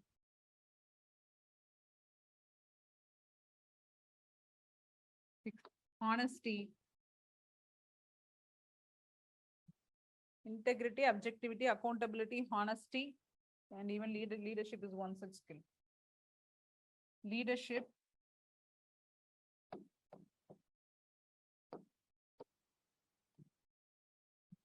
leadership.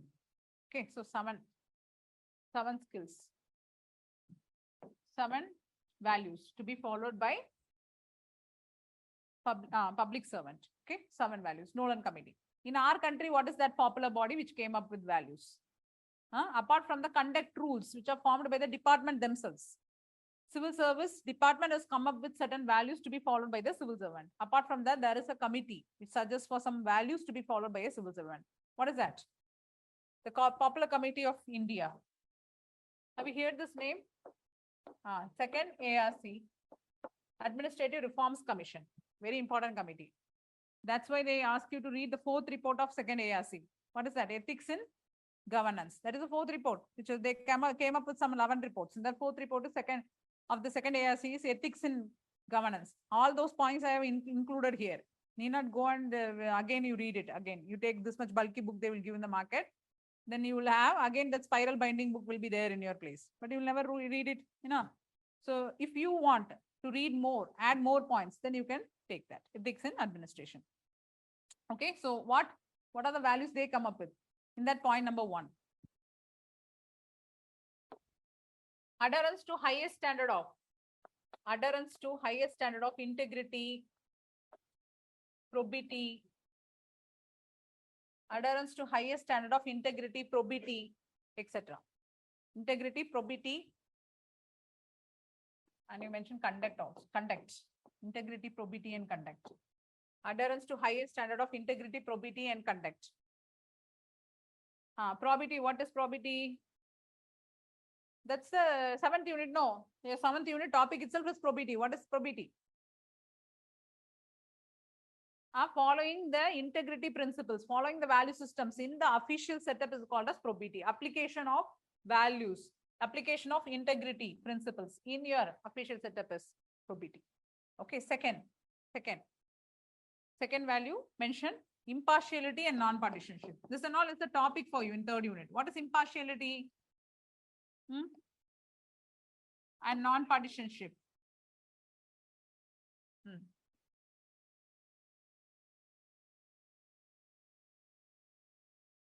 No party politics. You know what happens nowadays? Civil servants are associated with certain political party and are favoring certain political person instead of serving the designation. They are serving the people themselves. You know, they're serving the political person, and after retirement, they are becoming governor of certain states. Some benefits, for some petty benefits or some money sharing. You know, nexus between the politicians and the bureaucrats is happening. So non-partisanship is one word they have put up. 3rd, objectivity. Objective in your decision making. You have to observe and stick to the facts and figures when you are making a decision. That is objectivity. Okay. Then commitment.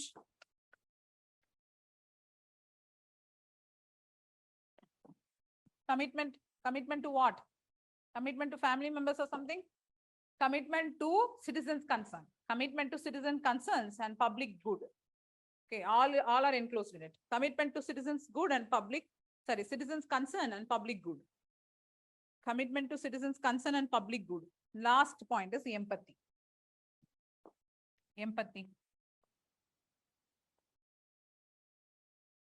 Empathy towards the weaker sections, vulnerable and weaker sections of the society. So this was suggested by second ARC. Oh my God, I have rubbed it. You written, no? No issues. Yeah, I forgot. So see, this way This was suggested by second ARC, and that you see, you take a syllabus and check. The syllabus is similar to second ARC suggestion. Then only in 2014, because before that your syllabus for ethics was made. 2014 they amended, and then they brought this inside the conduct rules also. The same, what is in your syllabus now, it's taken into your conduct rules of civil service also. They amended that. Okay, that amendment also you write. The simple points like this we will write. Others, the brief description, no, elaborate description about that point, I will forward to you because we need not write in the classes, right? So just after the second ARC, so second ARC suggested for certain values to be followed by the civil servant, and it was introduced in your conduct rules also. Now you write C, civil service conduct rules, CSC. Conduct rules amended in 2014. In 2014, very rarely only they will amend. Previously, 1958, they formed the rules. In 1964, they may bring an amendment to the conduct rules. In 1964, first amendment was made. After that, no amendment has happened. Again, in 2014, they made an amendment. They included all those which are suggested by the second ARC inside your conduct rules. So, right, that one points, some 5 points will come for that. Okay, every members of the service shall maintain. You start like that. Every member of the service shall maintain. Every member of the service shall maintain. Okay. First, every member of the service shall maintain. First one. High ethical standards. High ethical standards. So hereafter, if they are asking whether there is code of ethics, how will you write an answer for that? High ethical standards. High ethical standards, integrity, and honesty. High ethical standards separately they have given. Then integrity. They have not taken integrity as a part of ethical standard also. They want to give more importance to integrity and what I told? Honesty. Very good. Honesty. This is the first point. So if suppose they are asking a question long before, like 3 years, 4 years before they asked a question, the difference between code of conduct and code of ethics. There's some people as used to mention that in India, there is no code of ethics at all. There is no code of ethics at all. Yes, there is no proper separate code of ethics we have formulated so far, but we have introduced inside the code of conduct. That's why sticking to high ethical standards, integrity and honesty. Second, political neutrality. Political neutrality. Why political neutrality? Why we are mentioning political neutrality? What is political neutrality? Non-partisanship is something which you do not participate in the political affairs. Neutrality, affiliated to any persons. You have to be neutral in your approach. You cannot serve the person who is holding the position, and you cannot favor any political party. And if some person comes from the opposition political party, you are not giving frank advice, wise advice to him. It's totally wrong. So that's why we have mentioned political neutrality. Third point. Promoting principles of merit, fairness. Promoting principles of merit, fairness, impartiality. No, add impartiality. Fairness, impartiality. Promoting principles of merit, fairness, and impartiality in the discharge of duties. In the discharge of duties. In the discharge of duties. Okay, while doing a duty, you have to follow these principles. Merit, fairness, and impartiality. What is merit? How you studied in the colleges and all? Quota seat or something like that? The management seat or merit? Based on your mark, or you went through management seat? Mark, no. Based on your marks. So based on the marks, we enter the college. Most of us. Sometimes we don't like the college. We want to change the college. There we cannot go and again show our merit state. Some colleges are there only through management quota we can enter. So there is a difference. Merit based on your marks you enter. Same way here, merit basis means that when you are trying to promote a person, in the civil service itself, when the officers is trying to get promoted to next rank, they have to see the merit. They should not favor some person because they belong to this particular, his own particular community, or he is doing some favors for you. You all collaborate together, involved in social corruption. For that reason, you are promoting certain person. It doesn't mean like that. So based on merit only, based on the performance he is giving, based on the honesty is in a service, you have to make promotion. Same way, when you are considering a case as a civil servant, you have to consider only merit points. That means what? Objectivity is something. It's based on merit. Okay, you are acting based on the facts and figures. That is merit basis. The next one, accountability. Fourth one, accountability. And accountability and transparency. Always these two words will go together only. Accountability and transparency. Okay. So what is accountability and transparency? Louder. I want an answer from him only. He's always saying in a very husky voice. Louder. You only. What's your name? He's saying right answers. But the thing is that it is not coming louder from the mouth. You have to remove all these things, put outside. When you become a civil servant, no, you are here. Already you are half the way. You're entering. You started your preparation half the way. Yes, louder. Yeah. So you are being responsible, but you're answerable. More above that. Being responsible is within. And being answerable is something called as accountability. That somebody is asking, questioning you from outside for your own actions, that is answerable. And enforceability. Answerability plus enforceability is equal to accountability. I can define a formula here. Accountability is equal to answerability plus enforceability. It takes place in two ways. Okay, when we come to the accountability part, I will explain how it comes in two ways. Now I write and keep that. It's answerability plus enforceability. A body comes and enforce your actions. You have to act in this way. Are answerable. You're answerable to some people. Okay, both ways. Yes, accountability and transparency. Next point, responsiveness to the public. Fifth one. Responsiveness. And what is transparency? You all know that. What is transparency? Openness. Then what's the difference between openness and transparency? Why we are having two words? We can simply say transparency. No, sometimes we write, even Nolan committee has mentioned about openness and transparency. What is openness? What is transparency? Okay, then think and tell me responsiveness. Okay, and responsiveness to the public. Okay, responsiveness to the public. Put a comma and write particularly to vulnerable sections. Particularly to vulnerable section. Responsiveness to public, particularly to vulnerable sections. Particularly to vulnerable sections. Then, fourth point. Last point, not fourth point, sixth point. Courtesy and good behavior. Courtesy and good behavior.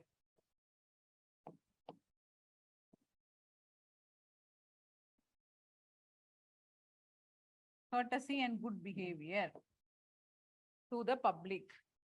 Sorry, with the public, right? Like that, with the public, no? Courtesy and good behavior with the public. As I said, how this officers, especially the police officers you take, the way they go and behave with the public. They use abusive languages also. So that and all should be contained hereafter. You should not act like that carelessly. So these are, so far the difference between others and this is that. So far we have seen Nolan committee, we have seen even body which has come up with certain value systems. We have seen second ARC. All these are suggestibles, but this is enforceable. You have to follow. It's a conduct rule. So when you are making a case study, you have to keep in touch with these things. You have to mention, yes, it's already mentioned in the code of conduct rules that a civil servant has to be act on merit basis, fairness, impartiality, or anything. You notice that. So when you're framing an answer, your answer has to improve in such a way. Now, so far you would have written in some way. Now, when you're trying to mention either in deontological ethics or teleological ethics, you also bring code of conduct. And then you say as a duty of a civil servant, he has to stick to the conduct rules. And the conduct rules itself is asking to be following certain principles like accountability and transparency and all. So what is the difference between transparency and openness? Okay. Transparency and openness are more or less the same.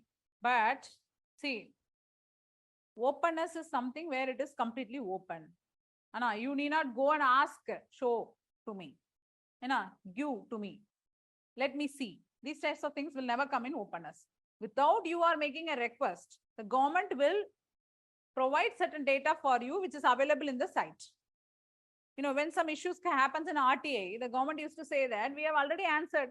It is on our site. You can go and check. You can go and verify that the data is already there. That is openness.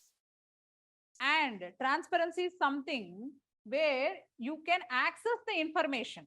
That is transparency. You have some mechanism through which you can access some information, which is not openly available. But you know, all the information cannot be put up in a site. Unnecessarily, you're loading with information. It's not good way of conducting the business. But if you want certain data which is not available there, you can ask the government will provide that to you. That is called transparency. For that only we have a mechanism, a tool in India in the name of RTA. Transparency. Yeah, that's why in order to, a government which is trying to have good governance will try to be more open in nature.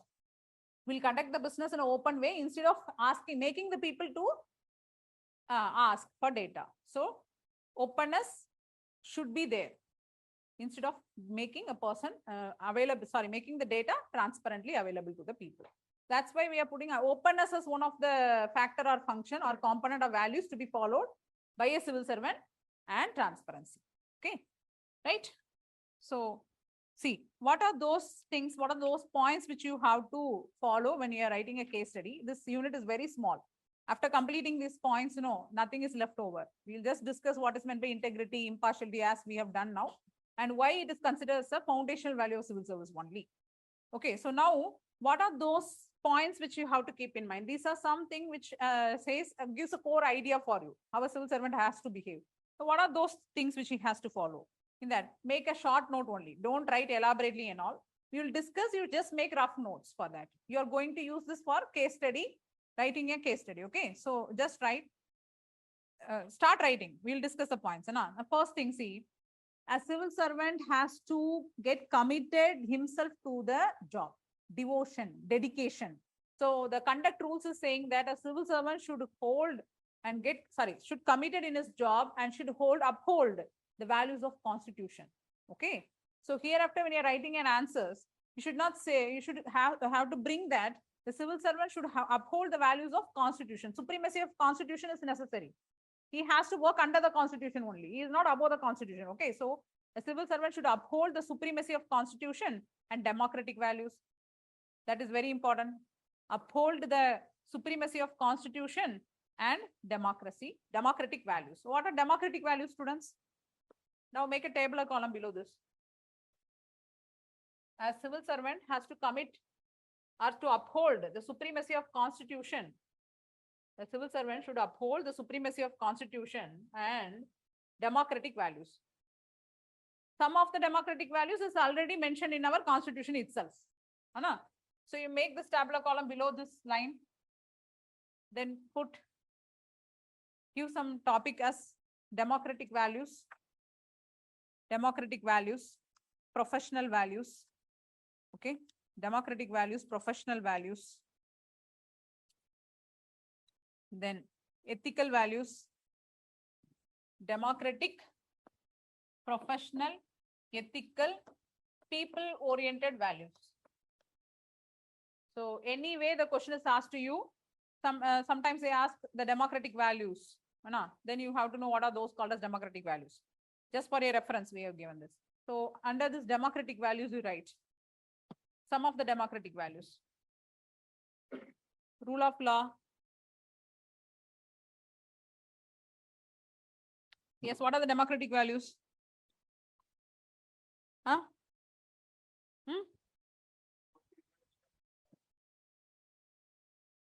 Give some democratic values. Values established for a democratic country to be followed. So what are those called as democratic values? Example, I'm asking. Rule of law, neutrality, accountability, welfare, well-being, loyalty, openness. Like this, the values continues. Just start writing. Loyalty, openness, accountability, neutrality, responsiveness. Responsive to the people need, no, that is important value. Welfare, well-being, all these are some of the democratic values. Justice, equality, equality. All these are some of the democratic values. Okay. Randomly, I'm saying you just note some. You should know what is democratic values. In order to follow democracy, a democratic government come up with certain value systems, which is already reflected in our constitution itself. Our constitution is for that only, no? So those values you can mention here. Then what are the next one is what? Professional ethics or something values we have mentioned. What are professional values? Give some professional values. As a professional, what are the values you should have? Innovativeness, creativity, leadership,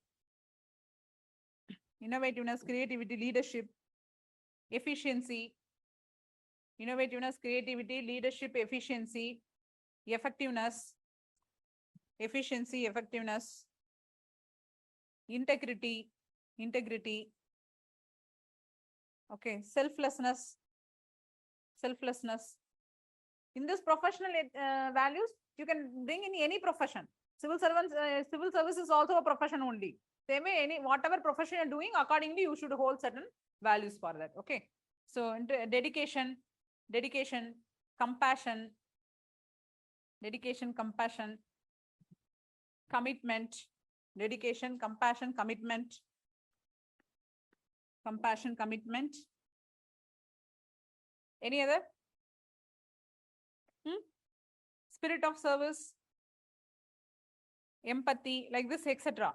No.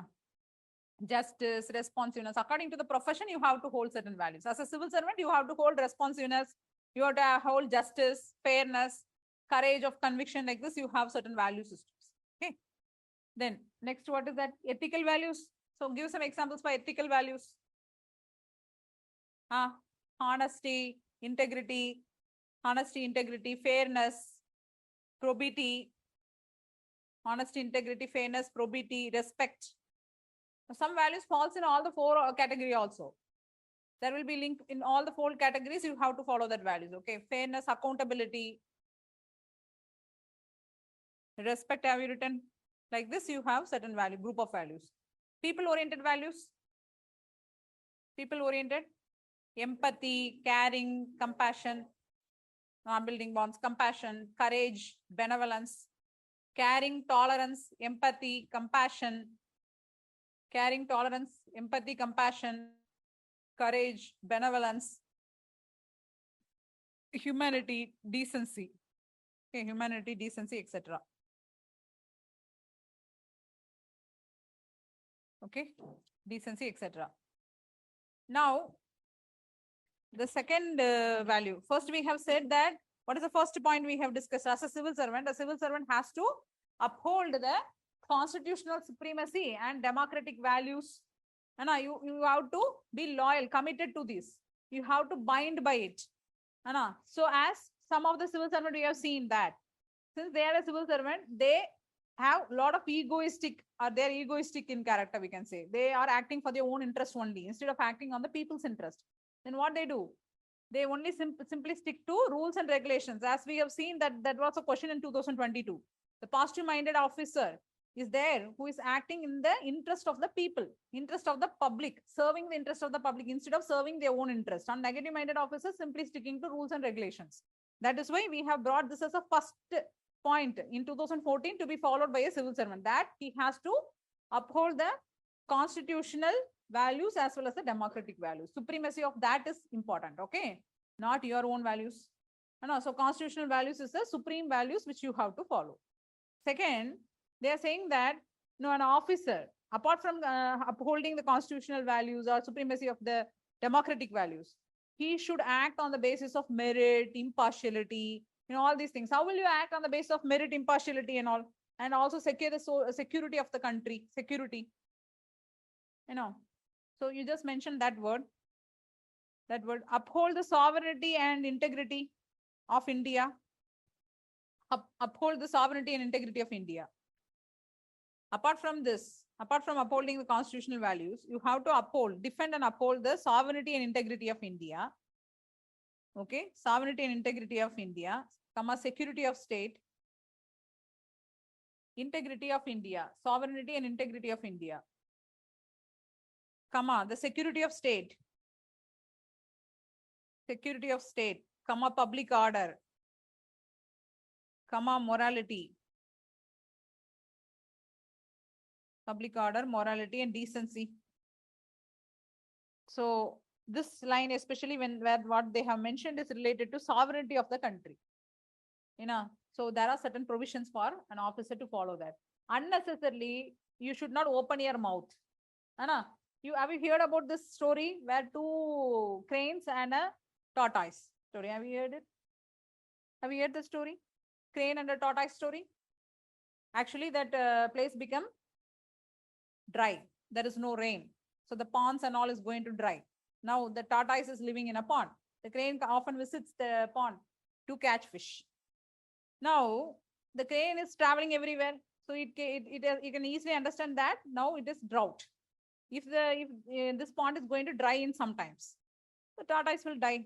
It don't turtle we can have. No, tortoise and turtle, there's a difference. No, in the story they have come up with tortoise, but tortoise is the one which lives in land. Turtle is the one which lives in water. So now the turtle has to move somewhere for surviving. Now the crane has told this. See, if you are here, you will die definitely. There is no water going to be here in this place. Now the turtle is a friend of this crane.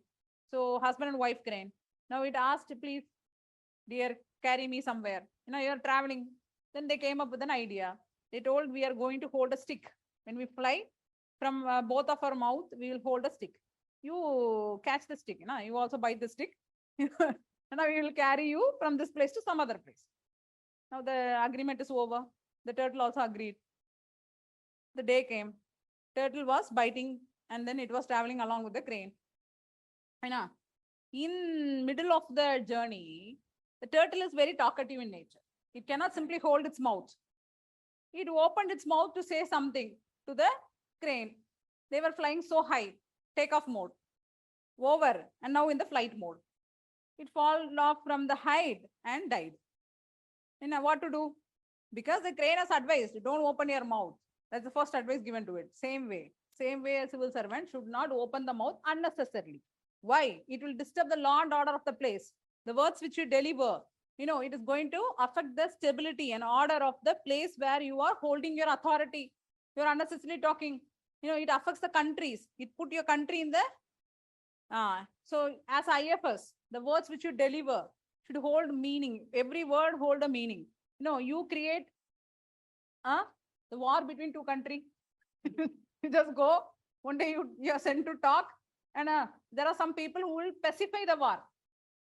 Dr. Radhakrishnan, when he was made as an ambassador to any country, he will just go and, he will try to pat the cheek of the, Maoist leader. Even he was that much dominant in his speech. Even those people, Mussolini, these types of people are fearful to talk to him because he will pull the words from his mouth and he will use it for the advantage of our country. But on the other hand, some person, if you are sending they will create unnecessary strife between two countries. Still now the relation went well. Why something as bad as occurred like this? Because of your behavior. So that's how, the way you deliver, the words which you deliver also affects the integrity and sovereignty of your country. So you have to be very important. As a civil servant, you are the spokesperson of your district. So when something is asked to be delivered to the people, you have to deliver. But something is not asked to deliver, you should simply put your mouth, zip to your mouth and say, smile, and then come back. If media approaches you. That's why they have mentioned this word. Sovereignty and integrity is very important. So your activities in such a way that you have to uphold the sovereignty and integrity of the country. Again, decency is very important. The way you behave in the public. So it's going to affect the country. You are the face of the country. It's going to affect the face. So you have to behave in a proper way. Then maintain integrity in public service, that we all know. Integrity is a principle that has to be maintained. Take decisions solely in the public interest only. Okay. And use the resources effectively. Take the decision solely in public interest and use the resources effectively, efficiently and economically. Efficiently, effectively and economically. Take decision in public interest and use those resources effectively, efficiently and economically. So they are talking about two things. One is utilization of public fund, which is a topic which comes in your 7th unit. So as a civil servant, you are responsible for the public fund. Now the fund allotted to you. Have you written that point? Should I repeat? So take decisions solely in public interest and use resources effectively, efficiently, and economically. Use resources efficiently, effectively, and economically. The 3E, that's it. Simply mention 3E of resources. How? Because as a civil servant, you are the person who is the last one to get the fund from the government. You are going to implement that. With the help of the fund, you are going to implement the programs, schemes to the people. How will you efficiently handle the fund? Utilization of public fund is a separate topic for you, which is important as a factor of good governance. Okay, so that's why they are mentioning about the utilization of public fund. Then, not place himself under any financial or other obligation. Not place himself under any financial or other obligations. Okay, not place himself under any financial or other obligations to any individual or organization. Why they are saying this? To any individual or organization. Why we are saying this? What is this point mentioning about? Some values? Can you give? Impartiality. Impartiality in character. Why? Because, and non-partisanship also sometimes. Why? Because the civil servant, as a civil servant, you are the important person to, you are holding an important position now. There will be a lot of interferences. You are announcing tender. When you are announcing tender, what happens? Parallel tender will go on there. You know? So government side, you will go and enter the tender. Now again, parallel tender means what? Here, they will approach you with the suitcase full of cash. Now they say I will give 30% share in the project which we are going to implement. Then you say yes. Private interest. Or maybe your daughter or your son or someone's daughter in your family members, your brother's daughter or brother's son want to enter into a particular company. And now this company has applied in the tender. Now you are favoring this company with some interest in your mind. So that's why they have said that there should not be any financial or other obligations where you are involving with any individual or organization. Why? It will affect the performance of your duty. And it will affect your performance. You cannot act on the basis of merit, on the basis of objectivity. You cannot act. So this is going to affect that. So that's a point. Okay, next, see, not misuse his position. Not misuse his position as a civil servant. Not misuse his position as a civil servant. Okay, and not take decisions. Write this point fully. Not misuse his position as a civil servant. And not take decisions. Not take decisions in order to, not take decisions in order to derive financial or material benefits. Underline that. And not take decisions in order to derive financial or material benefits for himself. For himself. Financial or material benefits for himself, his family or his friends. His family or his friends. So the way that a civil servant should not misuse his position, okay? Should not misuse his authority, should not misuse his power in the wrong way. No. So that has to be, you should be very clear. When you are writing a case study also, you can say that you cannot submit to the influence of a political person. Again, this is also misusing your power and authority only. What? The benefit is what? Maybe you are fearful that you have to secure or protect your family, or the benefit can be more than that. You are taking some Hawaii tickets. Thailand. You're taking tickets from the political person or businessman flying. And I say, what? No, I did not receive any benefit. He, based on merit only, I allotted the tender to this person. The benefit is coming in some other way, right? So like this, etc. So then make choices, take decisions. Make choices, take decisions, and make recommendations on merit alone. Make choices, take decisions, and make recommendations on merit alone.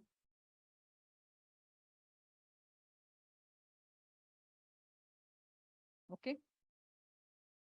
Choices and make recommendations on merit alone. Merit. Based on merit only you have to do. So when you are choosing something, When you're choosing a person for promotion, you're choosing a policy, a program to be implemented, then that should be on merit only, not for the interest of you. Anna. So, you have to take, not the interest of your family members. You are entering into the district, you are implementing a scheme, and who is implementing the scheme? We already have PPP mode. I already talked about that. Nowadays, government is not directly involving. Everything is going for a tender. It allowed to a private sector. Private sector will come. Who is the private sector owner here? Your family member. Your wife will hold that company. Chairman of the company is your wife. You are a civil servant. Our chairman of the company is your husband. You are a civil servant. You are allotting the tender to that company. That means what? Your family is running the business. And this happens. So that's why they have said that merit only. Act with fairness and impartiality. Act with fairness and impartiality and not discriminate against anyone. This everyone know. We know that fairness and impartiality and no discrimination should happen, especially to the vulnerable section that we should keep in mind. Okay. So fairness, that and all you just write shortly. Fairness, impartiality, non-discrimination against anyone, especially the vulnerable section. Then refrain from doing anything. That you write. Refrain from doing anything which is. Refrain from doing anything which is. Refrain from doing anything which is or may be contrary to. Which is or may be contrary to any law. Refrain from doing anything which is or may be contrary to any law, rules and regulations. Contrary to any law, rules and regulations. Law, rules and regulations and established practices. And established practices, underline that. It's a convention. Sometimes it's a convention that this has to be followed in that pattern only. Civil servant, when you are going to invite the dignitaries of the country, of the nation, how will you have to present yourself? So I am a civil servant. Anna. Then you put coolers. Huh? Not that cooler. Anna, you cannot carry that cooler. Huh? Putting cooling glasses, coolers in your eyes, goggles, going in front. Stylely you are asking, inviting. Yes, Modi ji, come. He will be very sober in appearance. You look, you are rich look. What happens automatically? Not termination for the simple reason, but you will be taken disciplinary action against for the way you present yourself. So there is certain conventional method which you have to follow. If you're going to invite a dignitary, the dress code which you have to follow, even the shirt, the stripes are all mentioned there. Your seniors know that, they know, or they will train you. They will tell that these are the way that you have to wear the dresses. Okay. Not like going to some DJ or something. Anna, and you say that sun is there. That's why wearing glasses. Anna. So that the way the officer answers, why are you coming in this way? Then because they're very sunny. Then why you came to this job? So refrain from doing anything which is or maybe contrary to any law, rules and regulation and established practices. That is very important. Okay. Then maintain discipline. Next point, write this also. Maintain discipline in the discharge of duty. Maintain discipline in the discharge of duty and be liable to implement. Maintain discipline in the discharge of duty and be liable to implement. Very important point. Put a asterisk marks around it. And liable to implement the lawful orders. Implement the lawful orders duly communicated to him. Why this is mentioned like this? Implement the lawful orders duly communicated to him. Maintain discipline in the discharge of duty and be liable to implement the lawful orders duly communicated to him or her. Have you written? Now you tell the meaning of this point.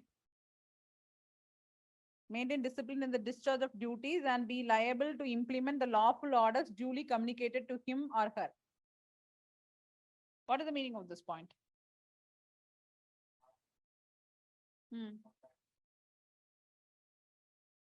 Whatever duties, that is the issue which came up.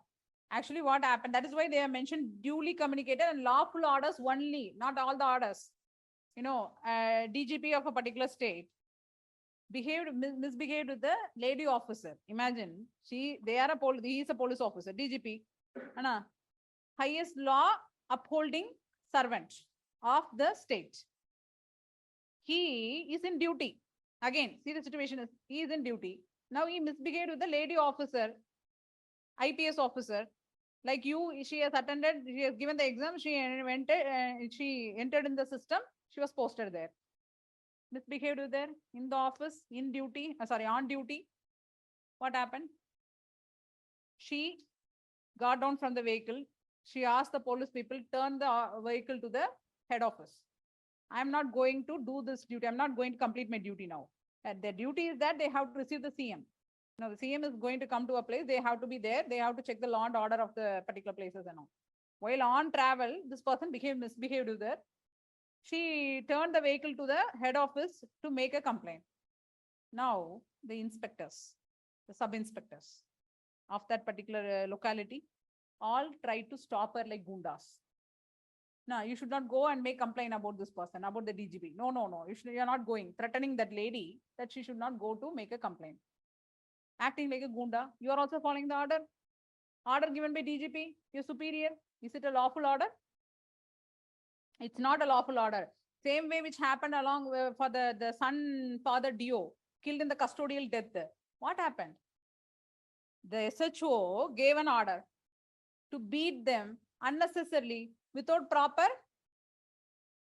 FIR filed against them. Nothing, no complaint, nothing. You just asked them to vent your anger. You made them to beat with a lathi. You followed the order. It's a lawful order. No, it's not a lawful order. Only those order which is in the law, which maintains the law, which has to be there, duly communicated to you. How? As an IAS officer, this is very, very important. Duly communicated means, the officer, senior simply comes and tell, just do this. Political person simply call you and ask, see, that do this work. No, the people comes and ask me this, please try to do this work. Influencing you. Then you just keep the phone and you follow the order. No. Then you ask a senior, give in writing. What you have said, you just give in writing, I'll follow. Your political masters, sir, please give something in written order, not the oral order which you gives to me. So this is something which you have should represent in your case study also. When you're writing for some cases, some options, you can write this.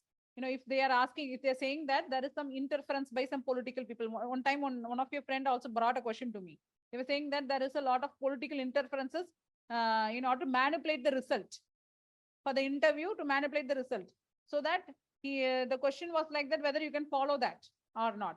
Then you have to say, leave the result. If there is some political interference related to your duty, then you can say, please give the order in writing. I will see the merit of the case. And if it is so, then I will just implement it. If not, I will just report back to you. This is how you have to handle the situation. You cannot simply fight against and shout against the politician. No, you cannot do it. So you have to ask him politely and kindly, but you are very much mischievous in your activity. So you have to ask him to give in writing in order to substantiate why you have not done or why you have done. Based on the merit only you're going to act. Okay, that's the main important point. Right. So with this, we will end. One more big point is there. Same only. So he has to maintain confidentiality. Right. That only one more point below this, to maintain confidentiality in the performance of official duty.